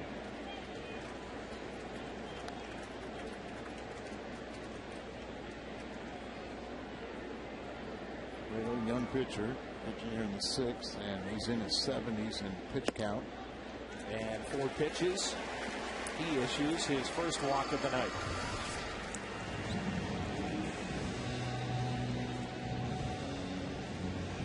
75 pitches as Cueto has gone fairly deep into his games, and the Cincinnati folks were telling us that he's in much better shape this year than in years past with his workouts and running that he's doing in between starts. I feel that conditioning's really helped him this year. Only his 18th walk in 66 innings, so for a guy that throws hard and so young, he doesn't really have that much control problems. Rasmus is homer tonight. 2-run shot back in the first, also fly to center.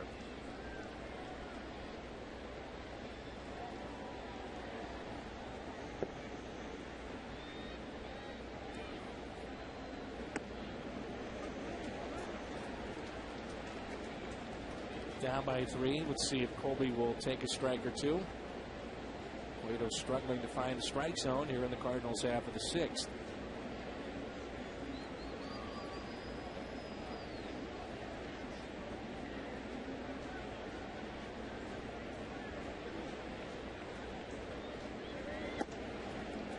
Two balls and no strikes. That's 6 straight to start the inning.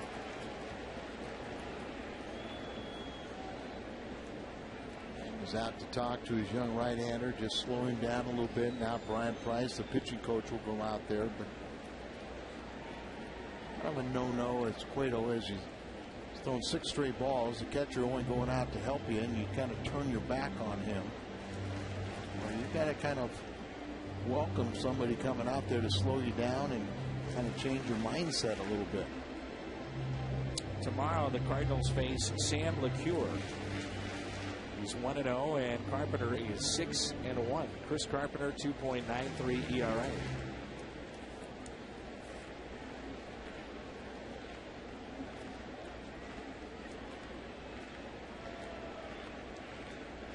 Outfield deep and straight away for Colby.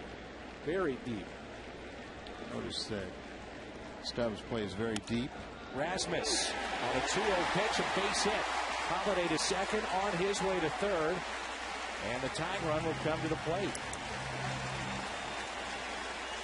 2-hit night for the Cardinals center fielder. Little life now inside the ballpark.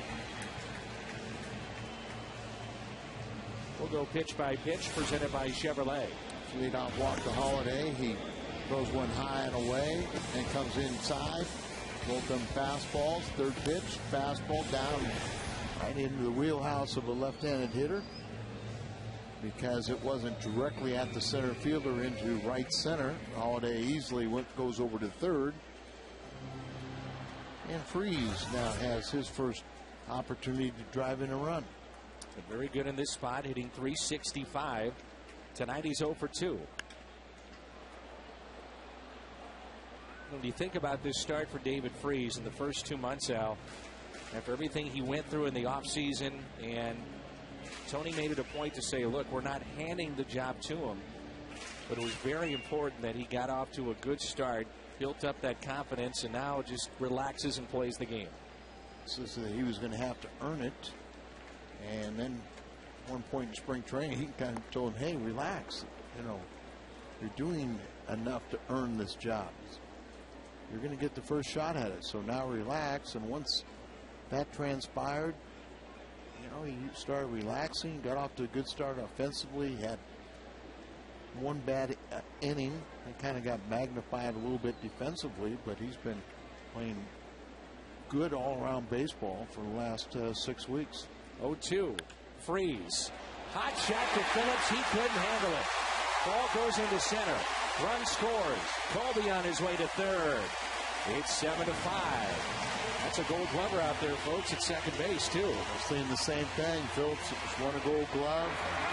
He's a little upset that he couldn't handle that ball. RBI 32 for David Freeze to give him a base hit. Just a rocket. Look where they're playing defensively up the middle, and tries to go down on a knee, but he played it off to the side as that ball might have gone through his chest. And Rasmus picking him up, laying him down. He trades places with Holiday. So first and third again. And the Cardinals trail by 2. They got the potential go-ahead in the batter's box now. Right-hander getting loose in the pen for the Reds. With runners in scoring position, both clubs have had very good success. Cincinnati 3 for 8. Cardinals 3 for 4. Here's Jay, who's already homered tonight. Got a long home run over the bullpen and right.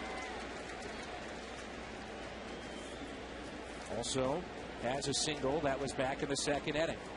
Again, the outfield very deep for the Cincinnati Reds and straight away. So Rosario just called up today. Jay, a little blue. This may drop. It will. A base hit. Colby scores. It's now a 1-run lead and a 3-hit night for John Jay. And you're just talking about how deep Stubbs plays. And it might have come in there to burn the Cincinnati.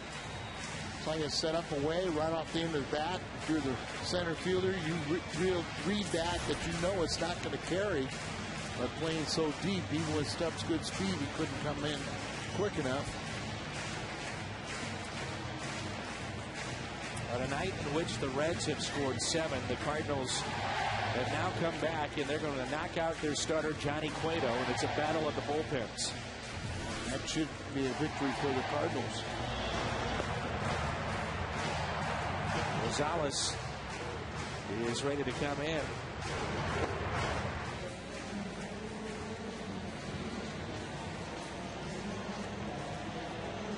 So Cueto is through. Jason LaRue will be the hitter, and it's 7-6.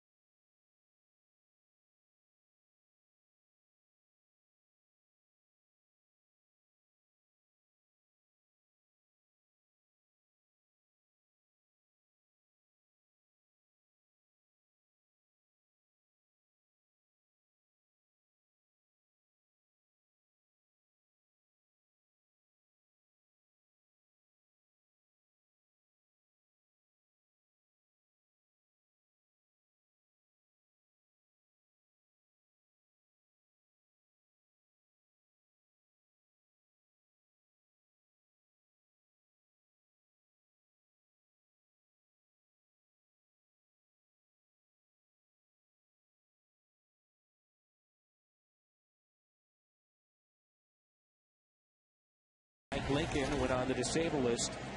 21 appearances overall for the Bats. He was 1-1 with a 2.52 ERA. And he actually had some saves down there. He was 3 for 4 to save opportunities. And weak spot this year for the Reds has been their bullpen. An ERA that is collectively over 5.13. And the road trip, that ERA is high. 11 games since allowing 7 runs. In the 9th inning of a 10-9 loss at Atlanta, the ERA has been better at 3.83.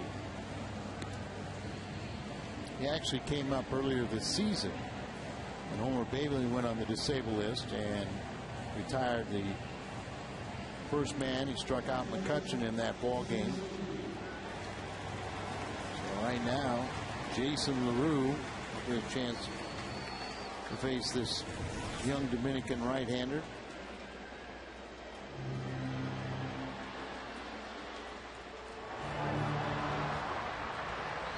Wouldn't that be something to see Miles come up with a chance to do some damage? Remember, he told me. Freeze back safely at second. You're right. He told me he was going to get the game-winning base hit. Aaron Miles. Sometimes it could be a tough play out there because in a bunt situation, you're the man out at second base. You want to make sure you get that real good jump. And sometimes you actually think that the batter bunts through the ball. And he misses it, and you're taking that extra secondary lead, and you get picked off. LaRue bunting. It's a beauty. Only play to go to first. Rolen ran into his own pitcher. Scotty O's. Wonder if he thought he was still with the Cardinals. Aesop Choi. Rolen ran into Del Rosario. Watch this. Bunted hard enough down the third base where you make that third baseman come in, and then you see they get tangled up, the pitcher and Scott Rolen. They do. Look at Scotty. He couldn't stop his momentum. Luckily, that ball didn't go down the corner. Got both men in scoring position, and Aaron Miles, what a reception he's getting.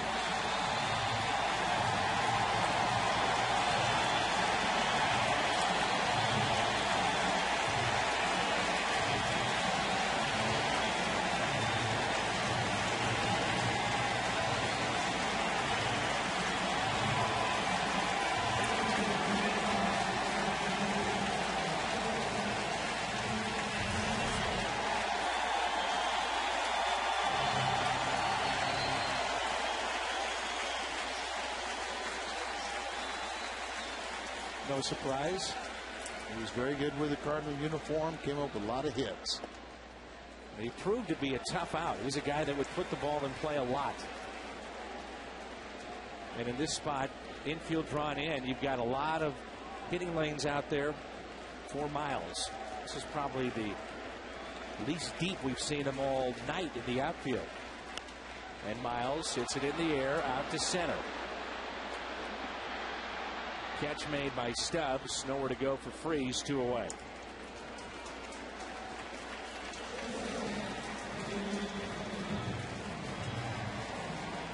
And it's up to Brendan Ryan, who's come in midway in this game, filling in for Lopez, who was hurt on a ground ball.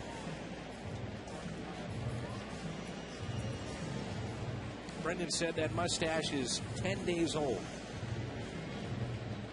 It's 10 days of work for Brendan. I tell you, he puts a little milk on it. The cat kind of grooms it up.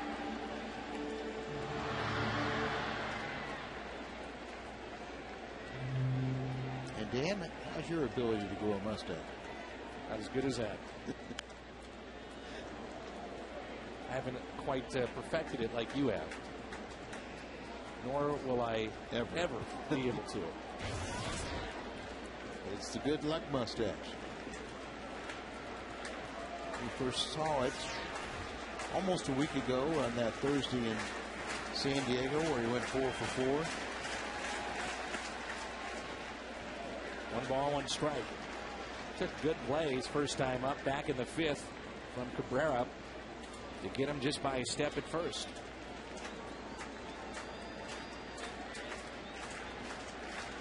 A base hit would give the Cardinals a lead.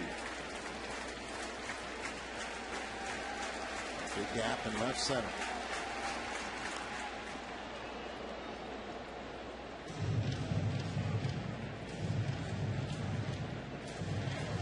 Just setting up the defense.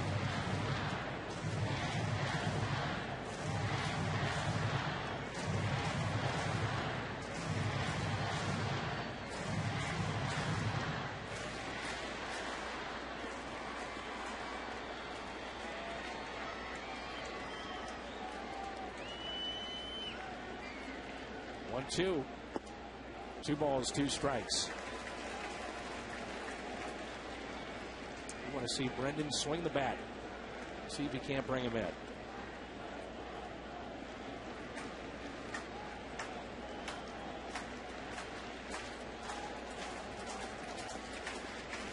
Two.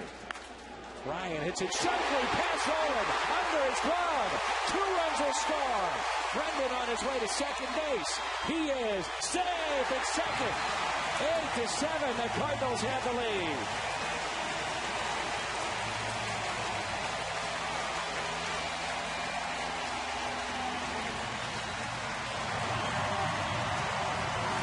How many times a year ago did we say that Brendan Ryan is that real spark plug?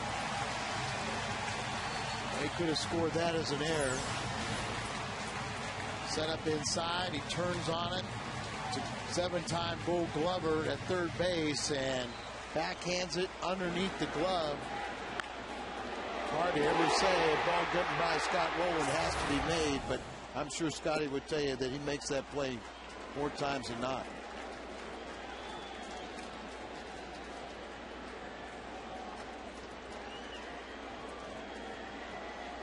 Tell you one thing, Brendan Ryan needed that more than anybody.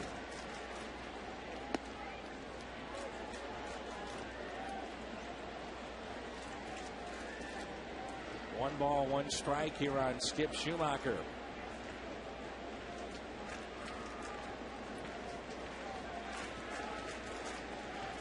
We've seen a couple of plays that could have gone either way with the official score, whether with Phillips or Rowland. Could be an error or a hit. Both cases ruled hits. Slowly hit. Phillips. Tough play. Throws across his body. And Skip is safe. Votto off the bag. He wants to argue. Here comes Dusty Baker. And now time is finally called. Votto heads up to make sure that Brendan Ryan didn't score as he argued. Here comes Dusty. And here comes Albert. I think Dusty's going to get his money's worth with Jerry Crawford, the crew chief. As it seemed like a very late call. Votto just held the ball right there, trying to sell it that he's on it. giving every indication that he felt in his mind that he still had contact with the bag. Terry Crawford is saying, I'm looking right at the play. And now he has some other things to say. Here's the ball right here. Backhand right there, stretched out. Now look at it. He's looking right at him. And Jerry's in good position also. So I have to believe Jerry Crawford sees separation. There was a little toe move there, but it sure did appear that he had plenty of time to reach that foot back. So in his mind, he was out. I think Phillips, looking back on it, had more time to make a more accurate throw, set himself a little bit, have a good gun over there. And with all said, look at who's at the plate. Skip gets a base hit. What an inning this has been. I still believe he was out.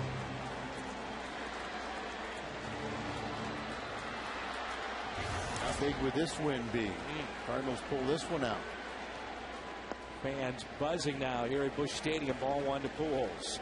This offense that has sputtered for the first couple months, last week has come alive. Just nice to see the amount of runs. 2-0. Lopez has a bruised right thumb, but significant enough to knock him out of this game.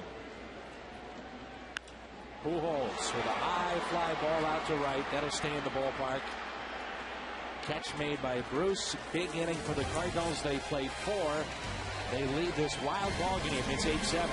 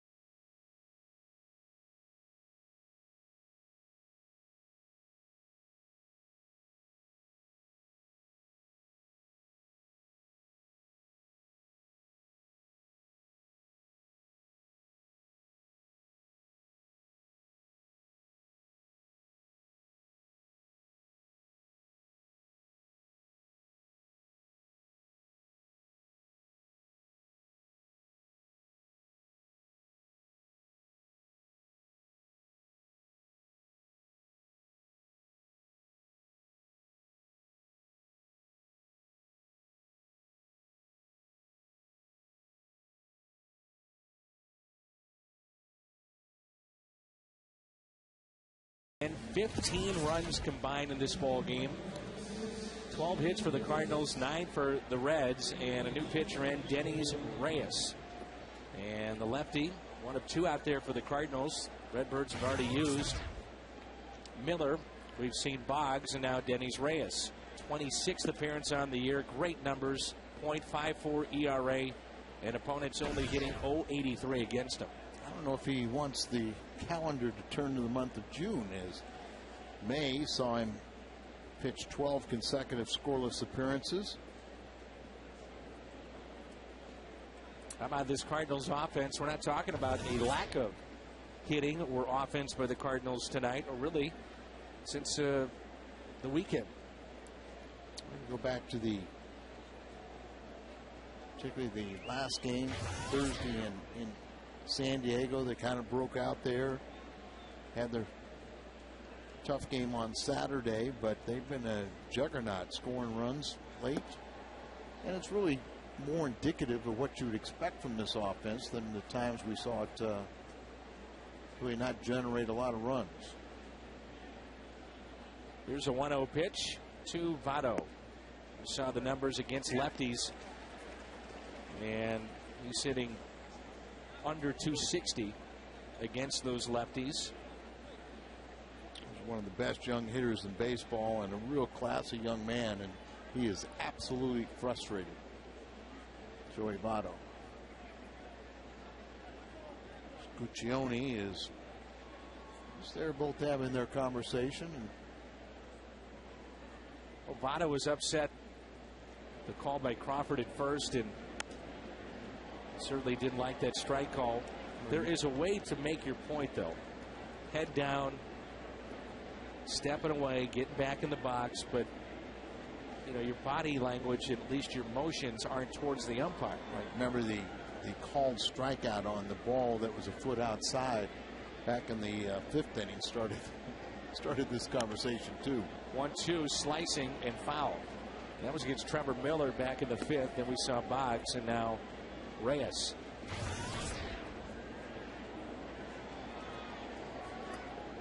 We got a good start to this ball game. Base hit, scored on Roland's 3-run home run in the 1st. Then he hit a solo shot in the 3rd. Grounder past Schumacher and a base hit. Tying run is aboard to start the 7th. 3-hit night for Votto, and in steps Roland, who's been perfect tonight. He's got 3 hits, 3 for 3, pair of home runs, and a double. 10 total bases in his first 3 plate appearances.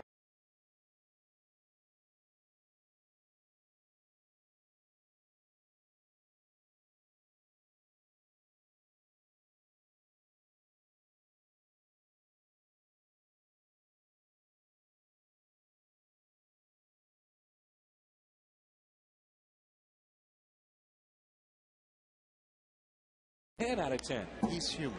He's human. It's a ball that we've seen him come up with time and again. Tried to backhand it, got underneath the glove, went for the decisive final 2 runs in the Cardinals' 8-7 lead. Scotty is 2 for 9 against Reyes, and Roland has never had a 3 home run day. Hard to believe, isn't it? Yeah, we saw Pujols open. We began our ball game talking about Albert, those 3 home run days that he's had. He's had 4 of those. One of those coming at the expense of the Cincinnati Reds. He's done this 21 times as Roland. Multi home run days. Albert, by the way, has got I think it's 36 now. One away from Stan Musial's franchise record of 37 multi-homer games.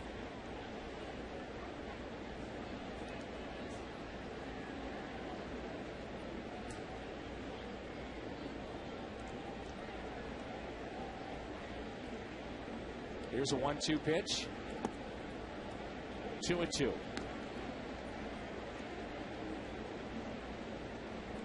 Has won the battles for Scott Rowland more times than not. 2 hits and 9 plate appearances for Scott against Dennis Reyes.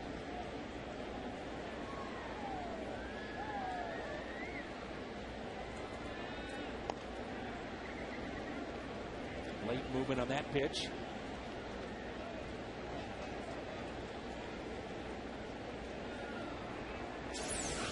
Two outs, 2 strikes, and you see Votto going back to first base.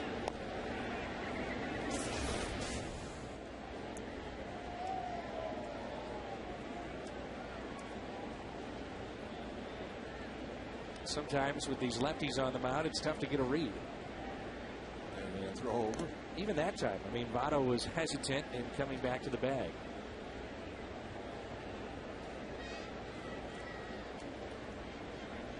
Two balls, 2 strikes, and by keeping him closer to the bag, opens up the potential of your double play. Maybe make it a little bit easier.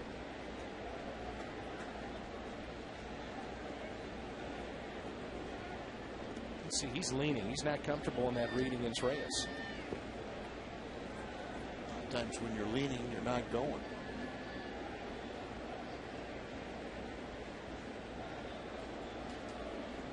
Big numbers for Rolen against the Cardinals this year. And a strikeout. First time he's been retired. Chased a pitch. The combination, you had Votto going back to first base. Then he gets Rolen going over the top of the off-speed pitch out of the strike zone. Reds have struck out 7 times tonight. Here's Bruce, 0 for 3. Fly to left, fly to center, and struck out.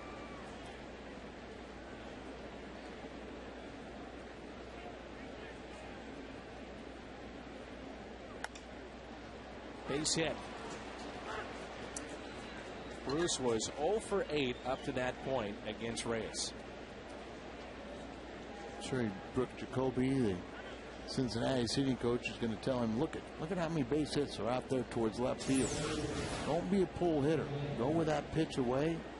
He's got great power at all fields. There he just almost standing flat-footed, just flicks the wrist and goes with the outside pitch. And as they were expecting him to pull in the infield, and finds a hole on the left side. There's Johnny Gomes. He's hit into 1 double play this year. Find that a little surprising, only 3%. Yes, because he swings really hard, so he doesn't get out of the box quickly.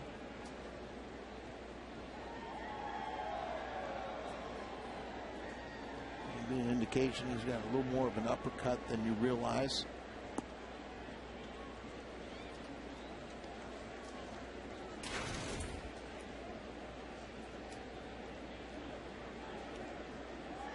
Gomes tonight, pair of walks, runs scored, also struck out back in the first. Over 300, 7 home runs, but 34 RBIs.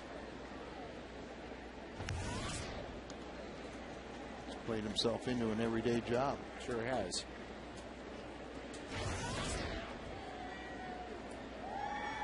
You see second in the National League to Ryan Ludwig with a .444 average with runners in scoring position. Ryan is at .447. And his hat doesn't quite fit. Been adjusting that all night long. Here's a 1-1. Line drive, base hit.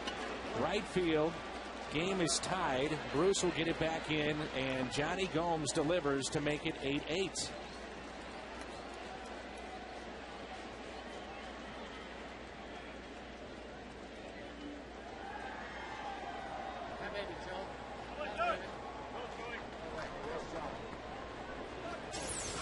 Gomes with his 35th run batted in this year.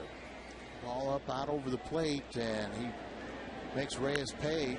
First time in 13 outings that Reyes has given up a run and tied this game. Now you got to make sure with 1 out, runners at the corners, that they don't get more.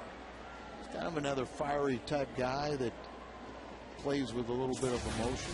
Good to see. Your kind of player. So 1 out. Cardinals need a double play here. First and third. 8-8 game here in the 7th.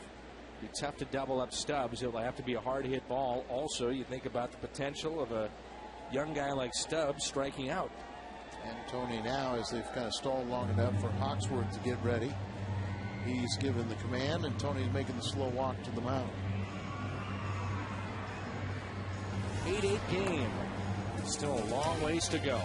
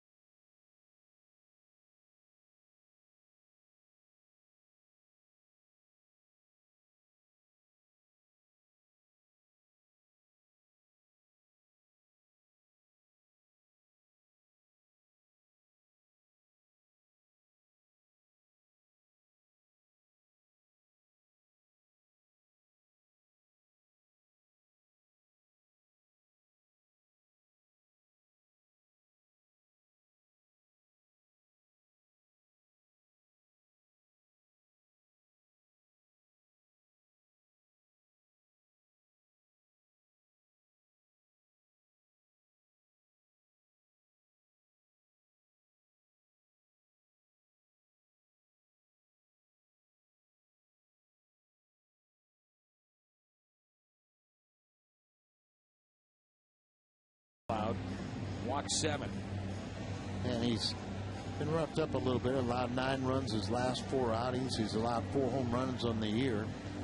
And a year ago, when he made his major league debut, he was outstanding, as he did not allow a run in 13 games versus National League Central clubs, going 2-0 with that 0 ERA. On the season, he was 4-0 with an ERA just over 2. Been battling a groin strain. He said yesterday was the first time he's pitched without the leg wrapped, and that's a good sign, because when you have that leg wrapped, you almost feel like you're dragging your leg. You just feel like in the back of your mind something is not quite right. So once you can eliminate that wrap, you usually start pitching much better. Pittsburgh native Neil Walker hit his first career home run in a big spot, gave the Pirates a lead in the 8th, handing Ted Lilly the loss on a night which he allowed just 6 hits and 7 2/3. Tough year for Lilly. He's 1-5. Here's Stubbs with runners at first and third, 1 out.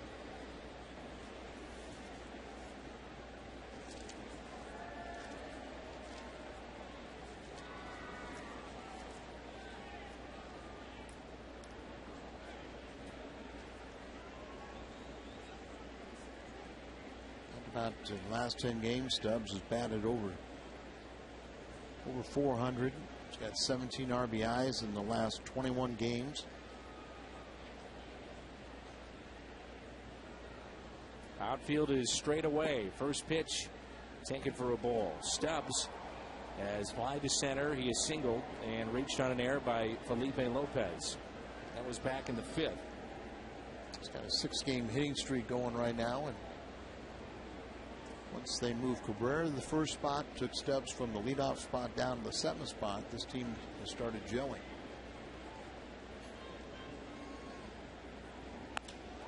That's well hit out to left.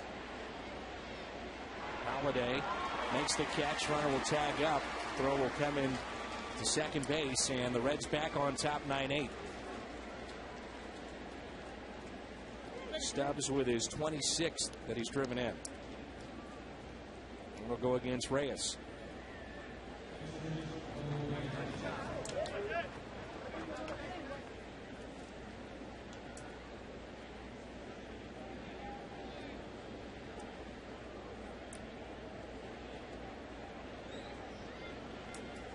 Here's Hernandez with 2 outs and a runner at first.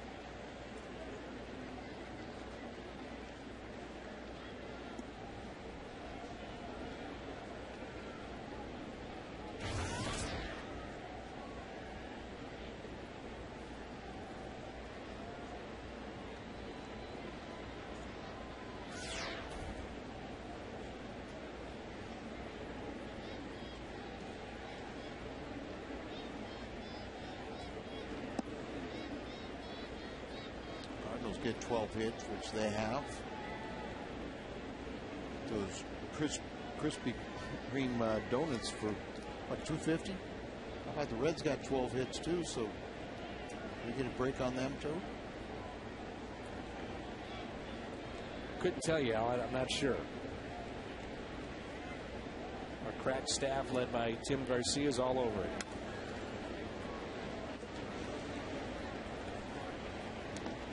Be back tomorrow. 1 ball, 1 strike with 2 outs and a runner at first.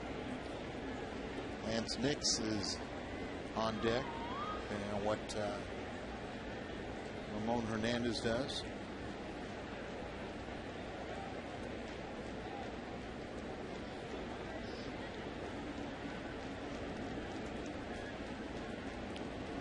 The 1-1, instead another check on Gomes over at first. Phillies scored 2 runs, but they trail in their ball game 6-2 to Atlanta. Atlanta first place. Atlanta Braves. Yeah. The Cardinals had some problems offensively. How about the Phillies league? It's hard to believe. We saw that offensive juggernaut. That swing. Polanco's hurt. Jimmy Rollins is hurt. Worth hasn't had a hit for about 19 games. 19 at bats. It's a tight division right now. Phillies started a half game out, and then 3 teams, 3.5 back: Florida, Washington, New York. Here's a 1-2 pitch to Hernandez. Another check on Gomes. Next to Tim Garcia, it's 299.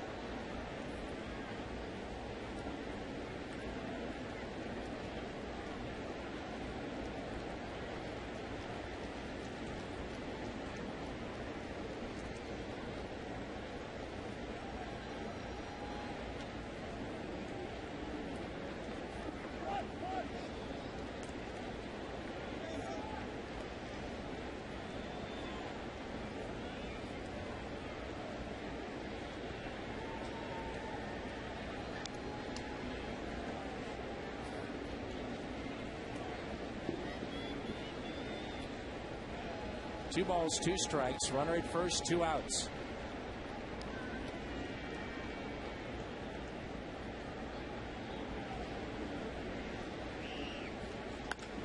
A liner past Pujols into right. And Gomes on his way to third base. First and third with 2 outs.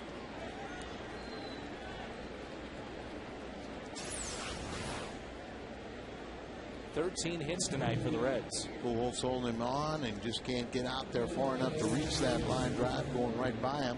Lance Nix will hit here. He's been on a bit of a tailspin. Remember when we were in Cincinnati last, he had the upper back spasms, wasn't playing at all, and he's hitless in his last 11 at bats, the longest skid of the season.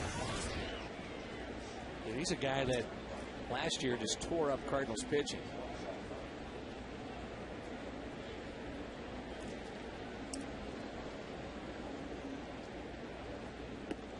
First pitch, a strike. Looking ahead to the bottom of the 7th for the Cardinals.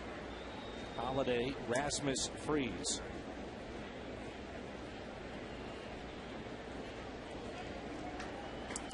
The 0-1 pitch to Lance Nix.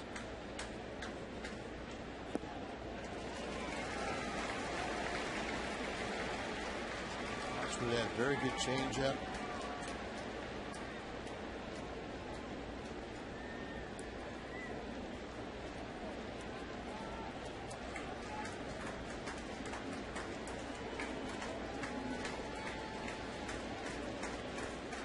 Reds pinch hitting this year, just 143.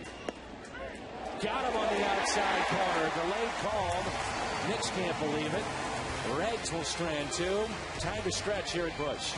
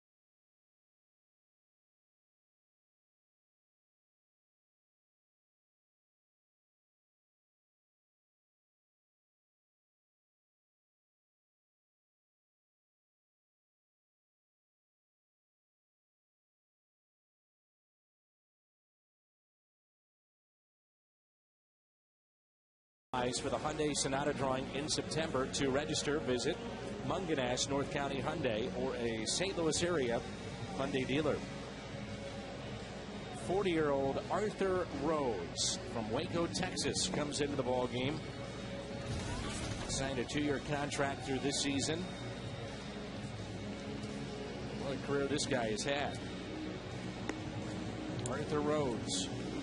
Dan, he's pitching very effectively right now. He's has an active 18 2/3 scoreless streak, the longest by a National League reliever this season.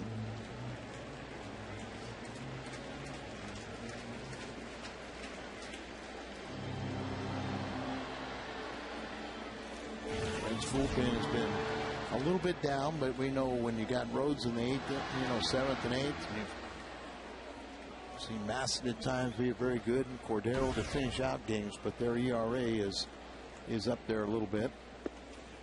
Arthur Rhodes had 66 appearances a year ago. Overall, he's 80 and 62 in his career coming into play this year.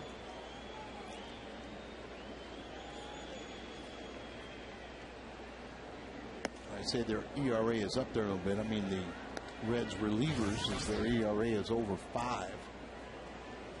Look at those numbers: 361 against lefties, almost 300 against righties. But he's a lifetime 316 hitter. Orioles' second-round selection back in 1988, Arthur Rhodes.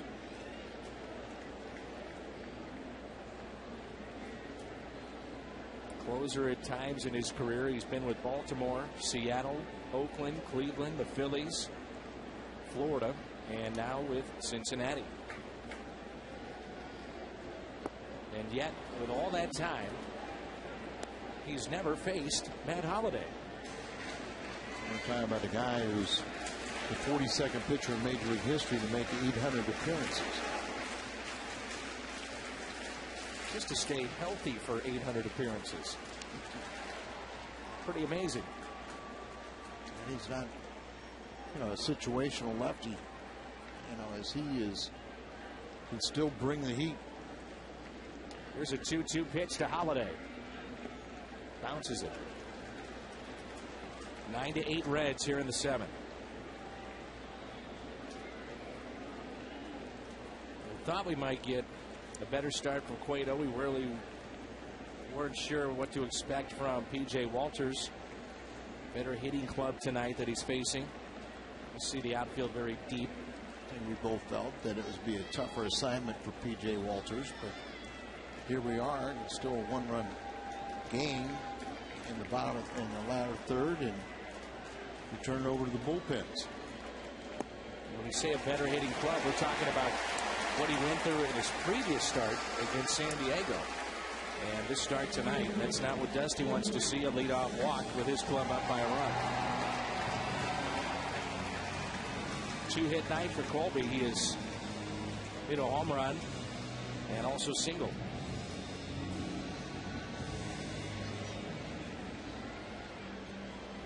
First game in Johnny Cueto's career without a strikeout. No strikeouts for him tonight. First time in his career.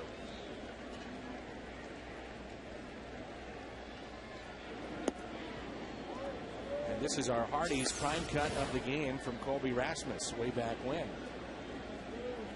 A speed pitch and hit it over the center field wall. 2-run home run. Number 8 on the season for him. 0-1 pitch. This could be a tough at bat for him, and you almost wondered if Tony would put the sack on.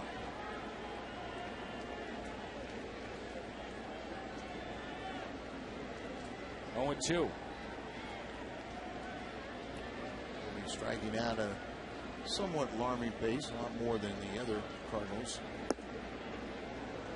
On 5 of the last 6 games, the Cardinals have now scored 7 or more runs. Exception was that 5-0 loss at Wrigley Field on Saturday.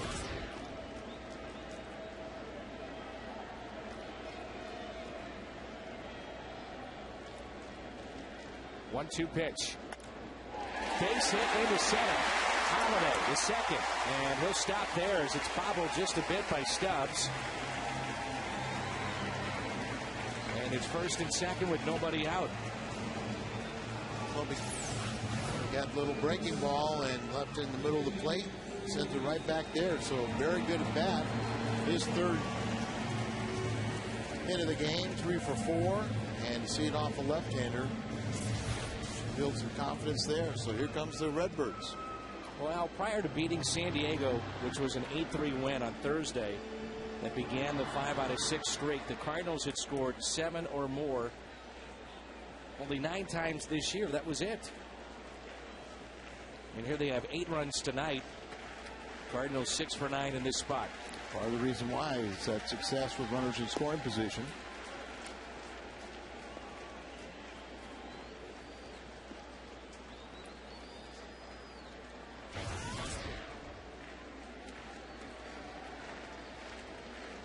David leads the National League with a .402 home batting average. 0-2. Colby was 0-2, then it went to 1-2 and picked up a base hit. Well, Rhodes make a mistake here. Sometimes the worst count for a pitcher is 0-2. Just don't know what to, they try waste one, try groove one. And he strikes him out. It's a big strikeout there for Arthur Rhodes. Jay is homer tonight. He's also had a pair of singles, a couple of RBIs. It's 3 for 3.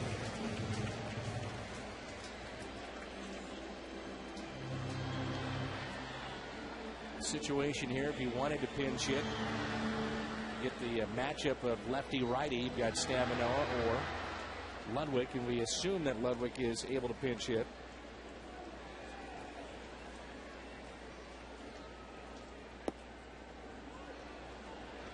You got the youngster who's 3 for 3, having a great day. Give him a vote of confidence. Let him stay out there and see if he can do some damage.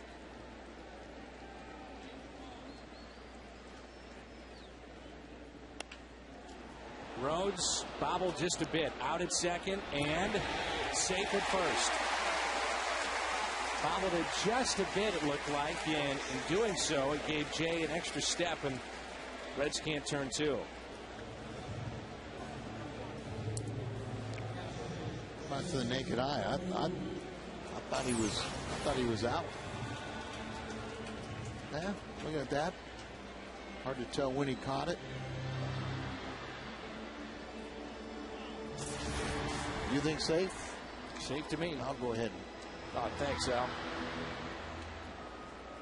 You go ahead and agree with me? I'll agree with you. First and third in a 9-8 game, and LaRue.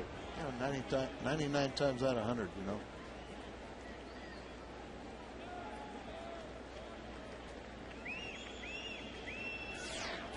Jason 1 for 2.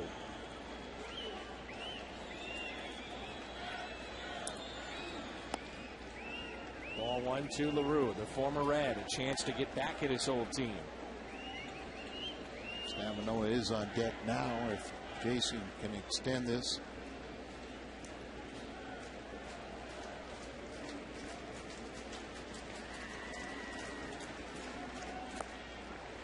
Two 2-0. LaRue had a real good game against his former mates.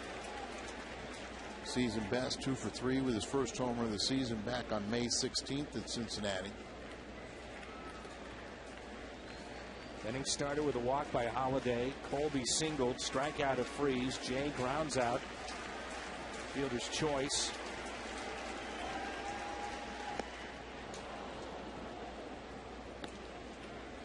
Oh, late movement that time by Arthur Rhodes. It was sinking action. The Cardinals closer, Franklin, up and stretching. Interesting here in the 7th.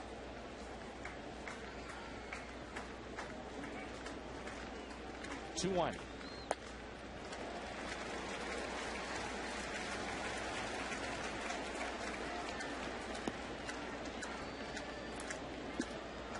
important pitch here for Rhodes. Does not want to go 3-2.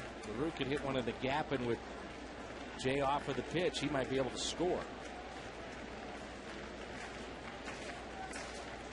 3-1 the count with 2 outs and 2 on.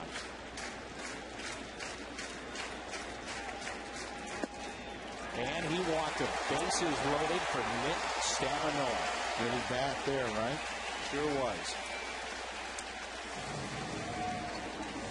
Stavanoa's been the Cardinals' best pinch hitter. Ryan Price out to talk as Tony is down to Molina and Ludwig on his bench. Ryan Price, the pitching coach for Dusty, out to talk to Rhodes. Stavanoa has pinch hit 25 times this year. And he's 7 for 25 with a pair of home runs and 3 RBIs. I was talking with Dusty Baker in Cincinnati, and Stavanoa has caught his attention as he's impressed with his mental approach and what he's done as pinch hitter. So bases loaded. Base hit. Cardinals could retake the lead. Stavanoa has 7 hits in those team high 24 pinch hits. Remember, 2 of those 7 hits have been home runs. 2 outs, first pitch to him. Taken for a strike.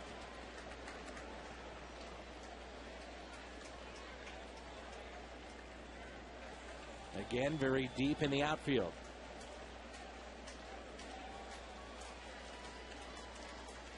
All the runners should be getting big leads. As Motto way off the first base bag. 0-2. One of the most dramatic moments of the year as we flash back early on this season. April 9th, he went down to get it. With 2 outs, 9th inning, Stavanoa with a home run. It went off in Philadelphia to break a 1-1 tie as a pinch hitter. And he strikes out here with the bases loaded. We played 7. Cincinnati 9. St. Louis 8.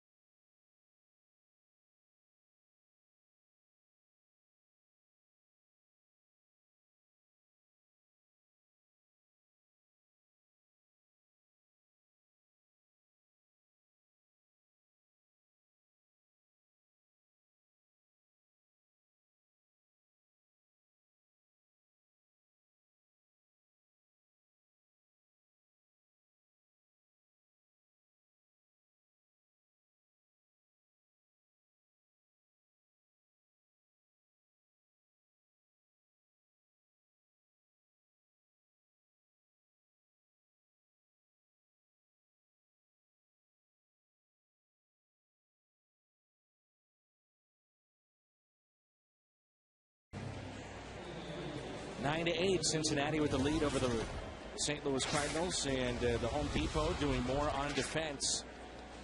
Cabrera has been busy tonight at shortstop. Gets Brendan Ryan just by a step. The Home Depot doing more on defense, and also a little help from Votto on the other end.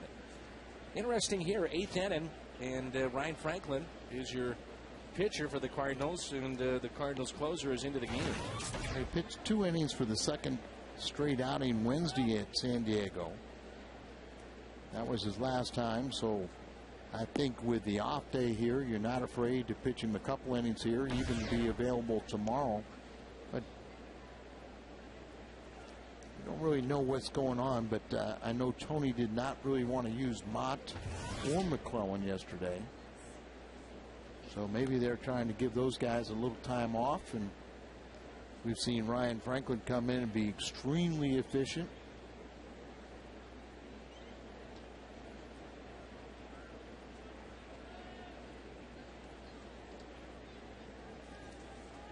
Reds scored 3 in the first, 2 in the third, 2 in the fourth, and 2 in the seventh. Lead at 9-8. 13 hits by both teams. The Cardinals had 3 in the first to tie it up, 1 in the fourth, and then 4 in the sixth. Top of the lineup for Ryan Franklin: Cabrera, Phillips, and Votto. This is well hit.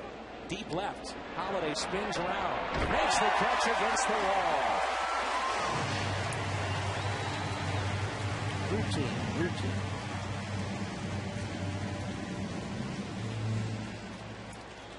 Tough play in which he was playing fairly shallow, but then goes back and was spun around to make this catch.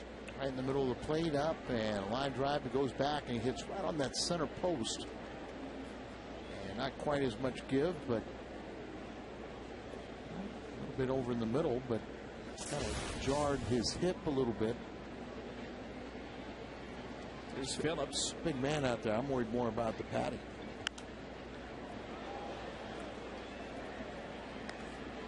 Phillips tonight singled and scored in the first.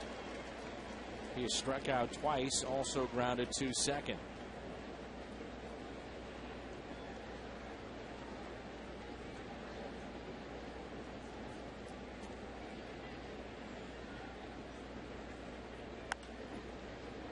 Freeze up with it.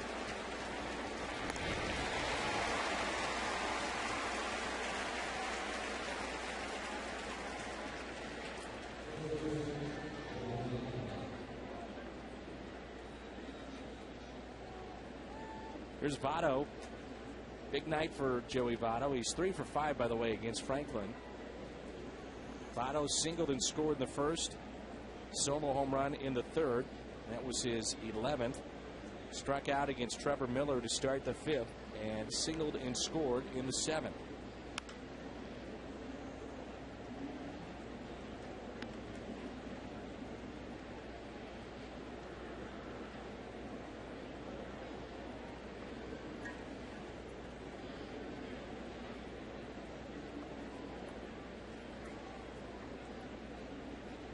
Here's an 0-1 pitch to Votto.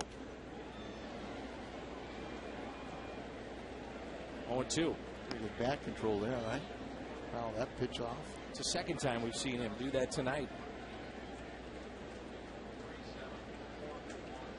37,414 tonight, and again a half price night here at the ballpark tomorrow.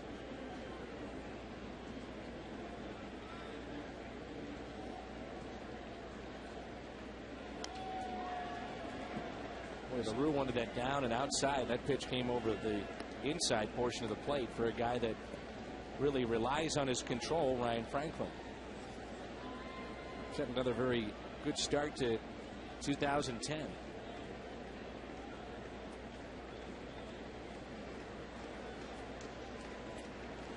When you have that point control, you got a pitch. Now they're going to try and go up. That's well hit. Jay is back, and he can't come up with it. It's off the wall. Votto on his way to third with a triple. So Joey Votto now a double away from the cycle. Home run, triple, pair of singles. Cardinal fans are hoping he doesn't get it. Jay goes back up there against the wall. Just snuck behind his glove, and he thought he was a little closer. So watch as he kind of jumps up and then crashes into the wall.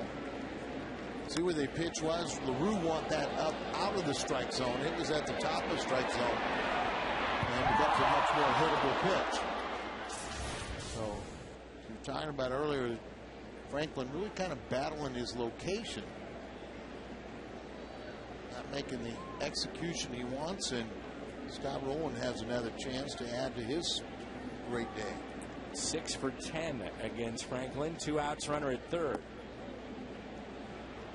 I wouldn't think Scott Rowland would be trying to punt for a base hit. No, I think he's trying to get in the head of a pitcher.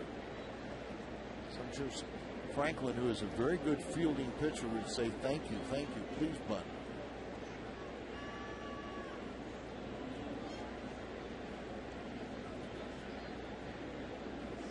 Here's a 1-0 pitch to Rowland.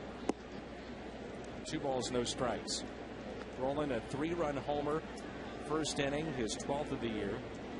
They give him 35 RBIs, and then a solo shot in the third, now up to 36.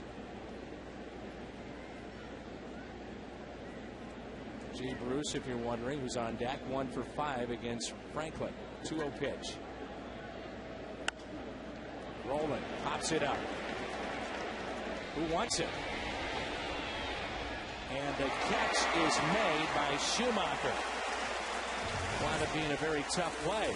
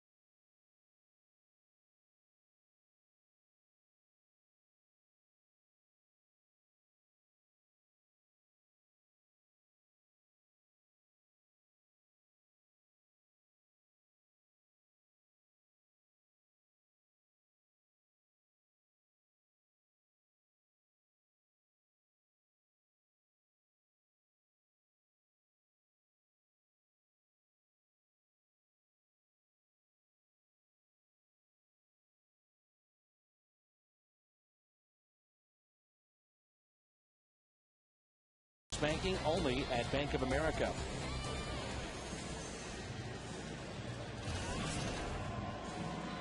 T. West providing that shot here in St. Louis. You see it on your screen. Brendan Ryan leads it off for the Redbirds.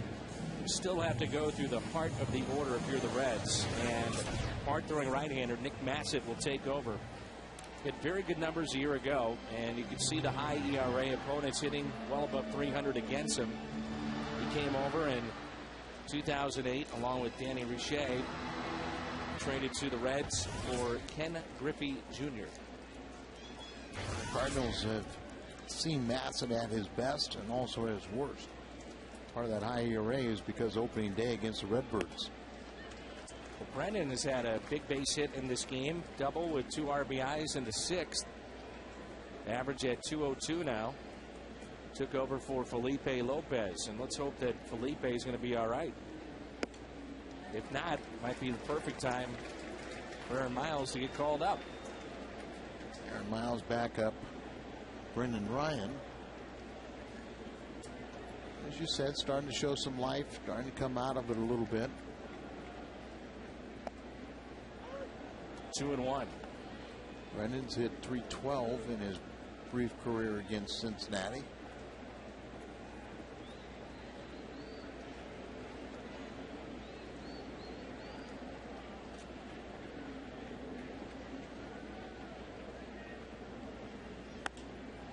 Fly ball popped up. Cabrera backing up on the outfield grass, and he has it. 1 away.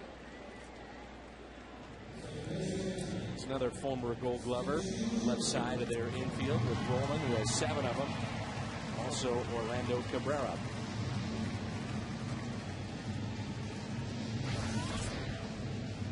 Cabrera has 1 and Phillips has 2. Rowland has 7. Seen Skip as a leadoff man. He's also batted 8th in this lineup, 7th, and tonight he's in the 2-hole right in front of Albert Pujols. He drills this one out to deep right. Bruce is back to make the catch. This copyrighted telecast is presented by the authority of the St. Louis Cardinals and may not be reproduced or retransmitted in any form. And the accounts and descriptions of this game may not be disseminated without the express written consent of the St. Louis Cardinals. Pujols has lined out to center, flied out to left, flied out to right with 2 runners on in the 6th. And also has a base hit and a run scored.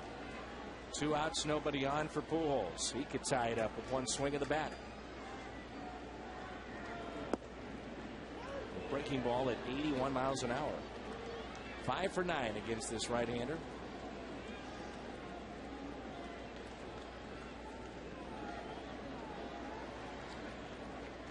Oh, 1 to Albert.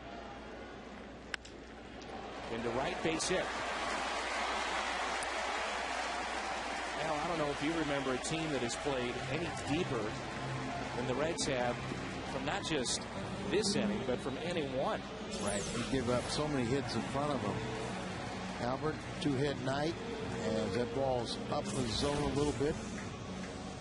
Get out to right field, and the way Holiday is swinging the bat now, his average over 308. He's 4 for 9 against Bassett. He had an RBI single back in the 1st. Line out to 3rd in the 3rd. A walk and scored, and a walk. So let's see what he can do right here. 2 outs, runner at first for Holiday. It's really been the turnarounds. It seems like now you're starting to get Albert, who, let's face it, just hits all the time. He might have had a quiet couple weeks in May, but you know, he's made up for it here at the end. But Holiday hitting behind him. These 2 guys start generating the offense, and everyone else just relaxes and fills in. 2-0.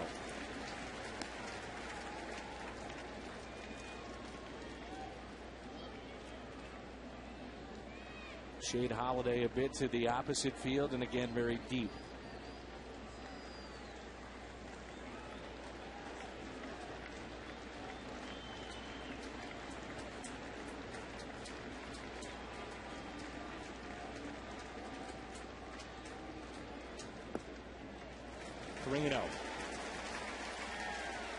And tonight, one of the hottest hitters is on deck, Colby Rasmus. Pair of singles, home run tonight. Will Holiday get a pitch to hit on 3-0? Veteran hitter in Holiday, and just look for his discipline. Fastball. Not in the location he was looking for. His man has won that in. It's out over the plate. 3-1. Beat the fastball. Throw that breaking ball. With the slider, sinker. Tied him up. Check swing. Didn't go. Tying run in scoring position. Well, they do have another lefty out there if they wanted to use him. That's Herrera. They've already used Rhodes. And Dusty's going to stick with Massett here against Colby Rasmus. And Herrera not even up and throwing. Well, you have a screwball throwing left-hander. They are more effective against right-handed batters than they are lefties. Sometimes a left-handed batter almost takes that screwball away from them because they don't have good enough command. They usually hit the left-handed batter with it. Inside to Colby Rasmus. A pitch at 96 from Massett. He's a hard thrower. Very good season last year. He struggled against the Cardinals this season, particularly opening day. Cardinals reaching 5 runs.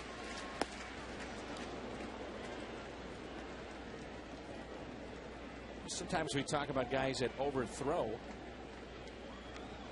Have you seen that from Massa tonight? It's really hard to tell with a reliever because they usually come in and max out. So they are going to try and, it's the fine line of being relaxed. The ball just jumps out of your hand. But you're usually going, full bore because you're only going to be out there for anywhere from 10 to 20 pitches. 1-2 the count. Colby a couple times tonight hitting behind in the count, and yet still able to reach base. Can he do it here? 1-2 the count, 2 outs and 2 on. 9-8 Reds here in the bottom of the 8th. Battery will get together and go over this pitch. 1 ball, 2 strikes. Make sure they're on the same page.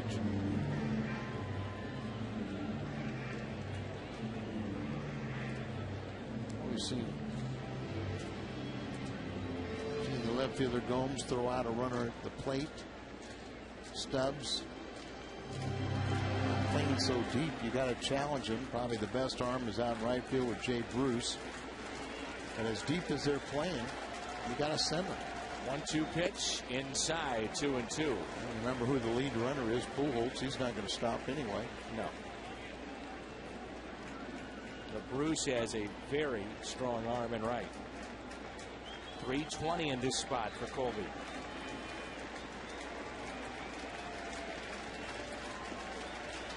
The 2-2 pitch on its way. Tough pitch to take. And now the runner's off with this pitch. It's 3-2. Breaking ball, and Colby getting a good eye at it. And the Cardinals CIN will pitch this to a 3-2 count with 2 outs so the runners can leave. You're trailing by 1. Now a base hit could maybe give the Cardinals a lead as both runners would score. Struck him out. A changeup on 3-2 sends us to the 9th. Rasmus with the crowd on their feet. Massett pulled the string.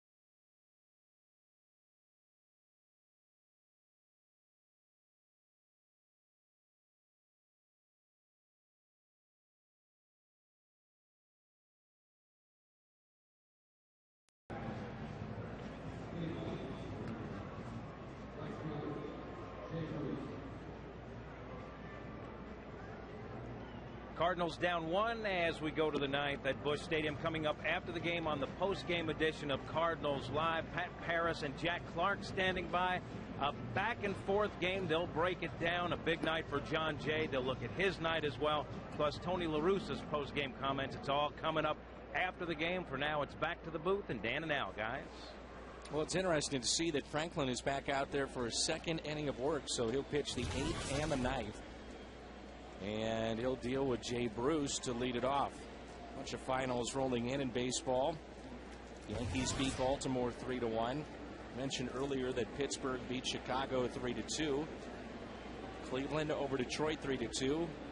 Tampa Bay wins again. They beat Toronto 7-6. Milwaukee loses. They lose to Florida 6-4.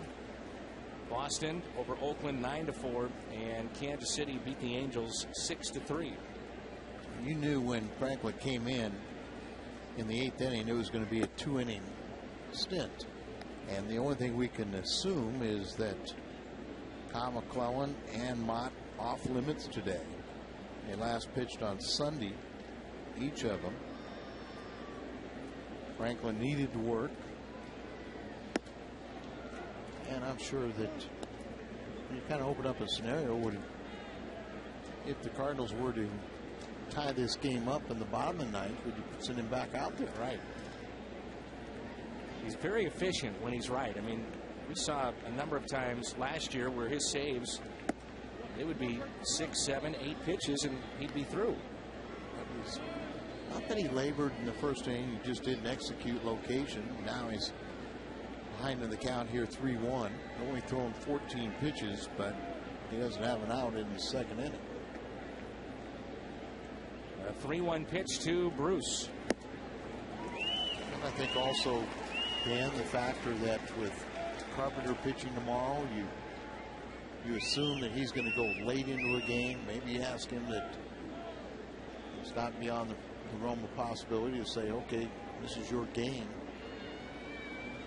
And there are going to be times where, say tomorrow, you're going to have to ask a Mott, who's pitched very well of late, to maybe close out a game when Franklin is tired.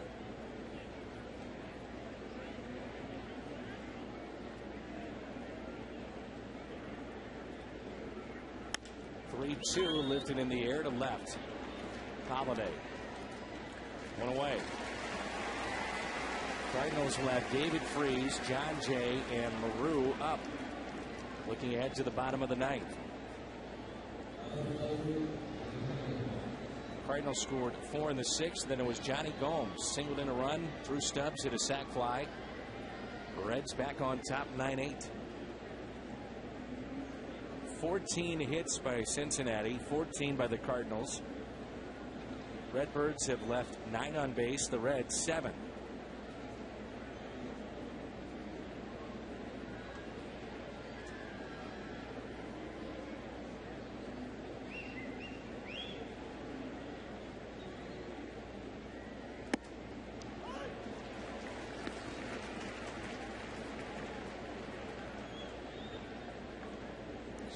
Game, get a helmet to fit you. Gotta fit perfect. Hit the helmet. He's got the gloves after every pitch that he'll undo, and Gomes is hit by that pitch.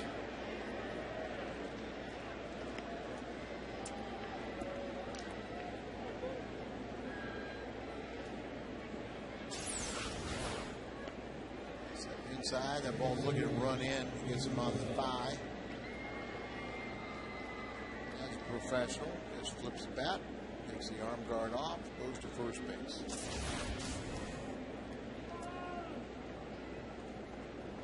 There's a 1-out runner at first. Stubbs has reached on an error, singled, also has a sac fly RBI. That was in the 7th.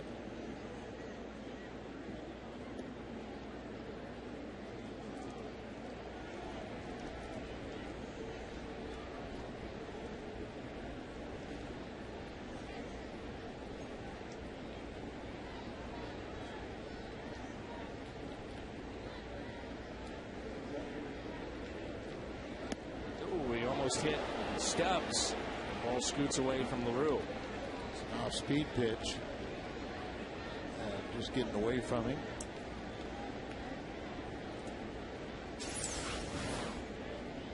Throw that breaking ball and look at it back up, and Jason LaRue expecting it to be away and goes off his glove.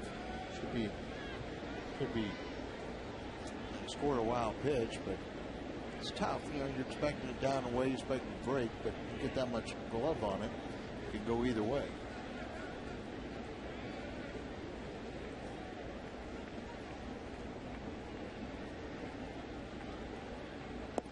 And that's a strike.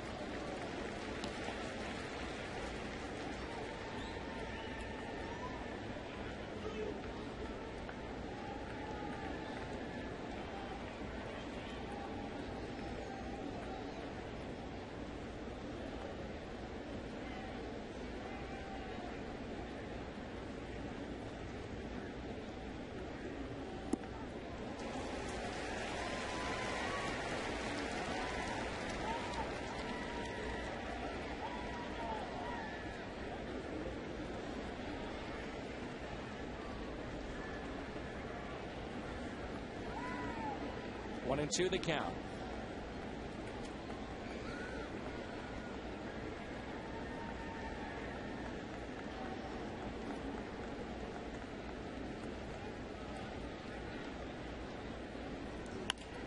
Up the middle. Positioned perfectly though, Schumacher.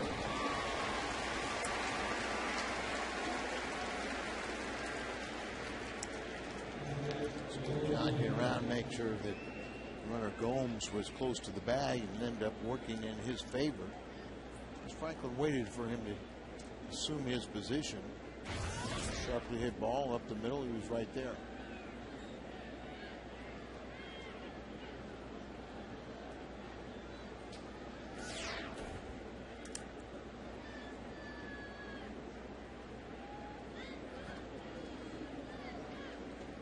So with 2 outs, runner at third. Here's Ramon Hernandez. A liner caught by Brendan Ryan. So it stays a 1-run Reds lead. Freeze coming up, bottom of the ninth.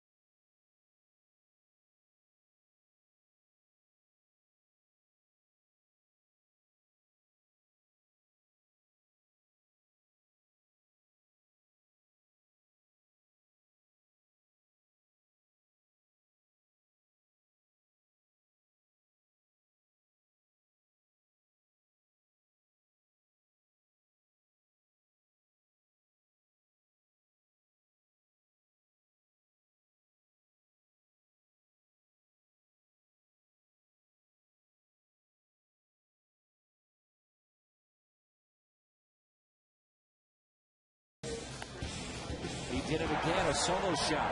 Also added a double. He's 3 for 5 with 4 RBIs. Scott Rowland, our Budweiser player of the game. 14 hits aside, 9-8 Reds. And this is their closer, Francisco Cordero. 15 of 18 in save opportunities. And opponents hitting .268 against him. Has had 3 blown saves this season. One of those came on May 20th when he gave up a walk-off grand slam to pitch hitter Brooks Conrad. Next day he came back and got a save. 265 career saves. We got the rally cat working. This Heisey is out in left field defense.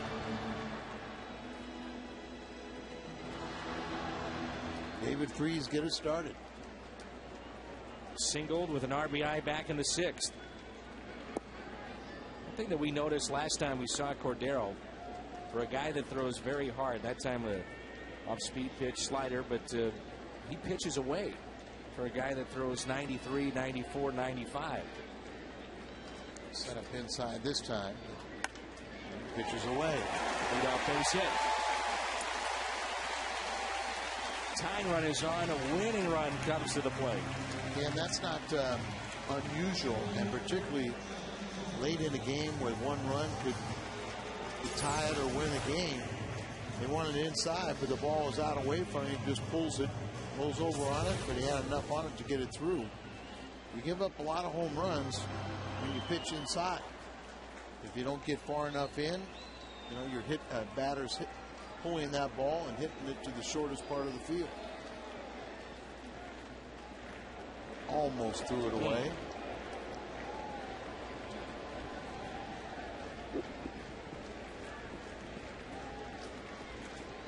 Cordero has allowed 3 home runs. Jay is homered tonight. Scott Roman playing in at third after the leadoff base hit. So hitting lane open there. You've got a hitting lane to the right side with Votto holding it first. Outfield is straight away for John Jay. The Reds are the team that have had so many dramatic come from behind wins this year. They lead the major leagues with 10 wins in their last at bat, 17 comeback wins. Maybe it's time for the Cardinals to take what appears a sure victory away from them.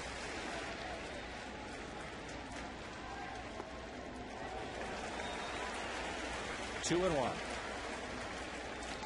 It does have a way of evening out over a long season.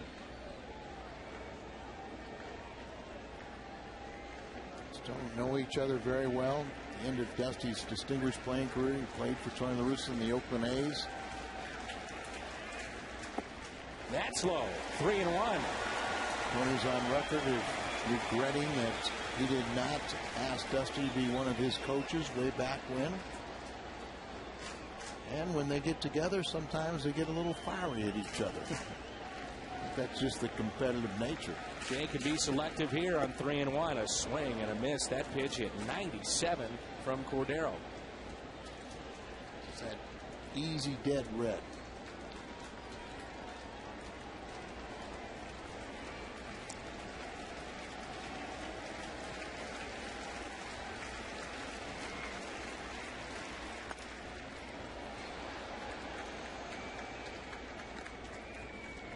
John Jay tonight. Back in the fourth. Over the Cardinal bullpen. Later had an RBI single. He had his first 2 RBIs of his career last night. Jay, a little bouncer. Phillips out at second and double play. Hard hit at 4-6-3.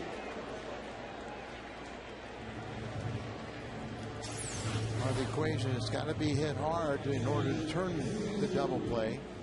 You see Phillips almost falling down, but gets the pass over to his shortstop, and Freeze trying to stay high, trying to force that high throw, but that Cabrera just drops that ball down, making Freeze slide, and now Ludwig will pinch hit here. Well, at least that's good news that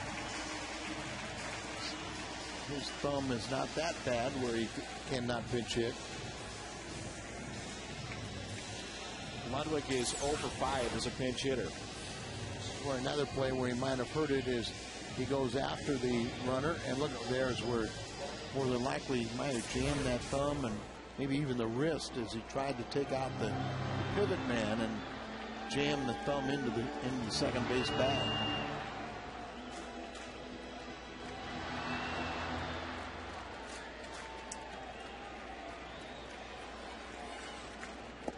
First pitch low and away.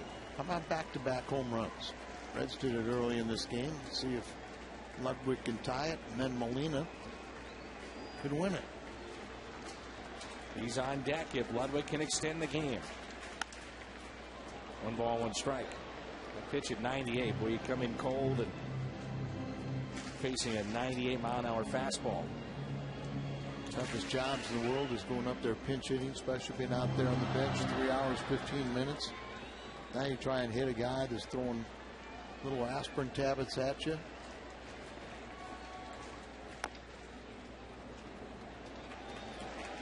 Catcher, he's trying to say he caught it in fair territory, didn't he? Well, Hernandez, I don't think he knew where it was. It was behind him. The umpire got it. Cardinals down to their final strike.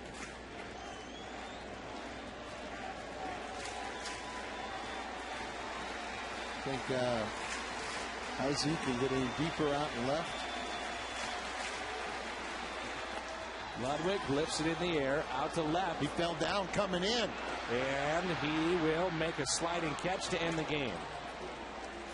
He fell down as he started to come in, and it almost cost him playing so deep. So the Reds, a wild one here in St. Louis for Game 2. They win it by the final of 9-8.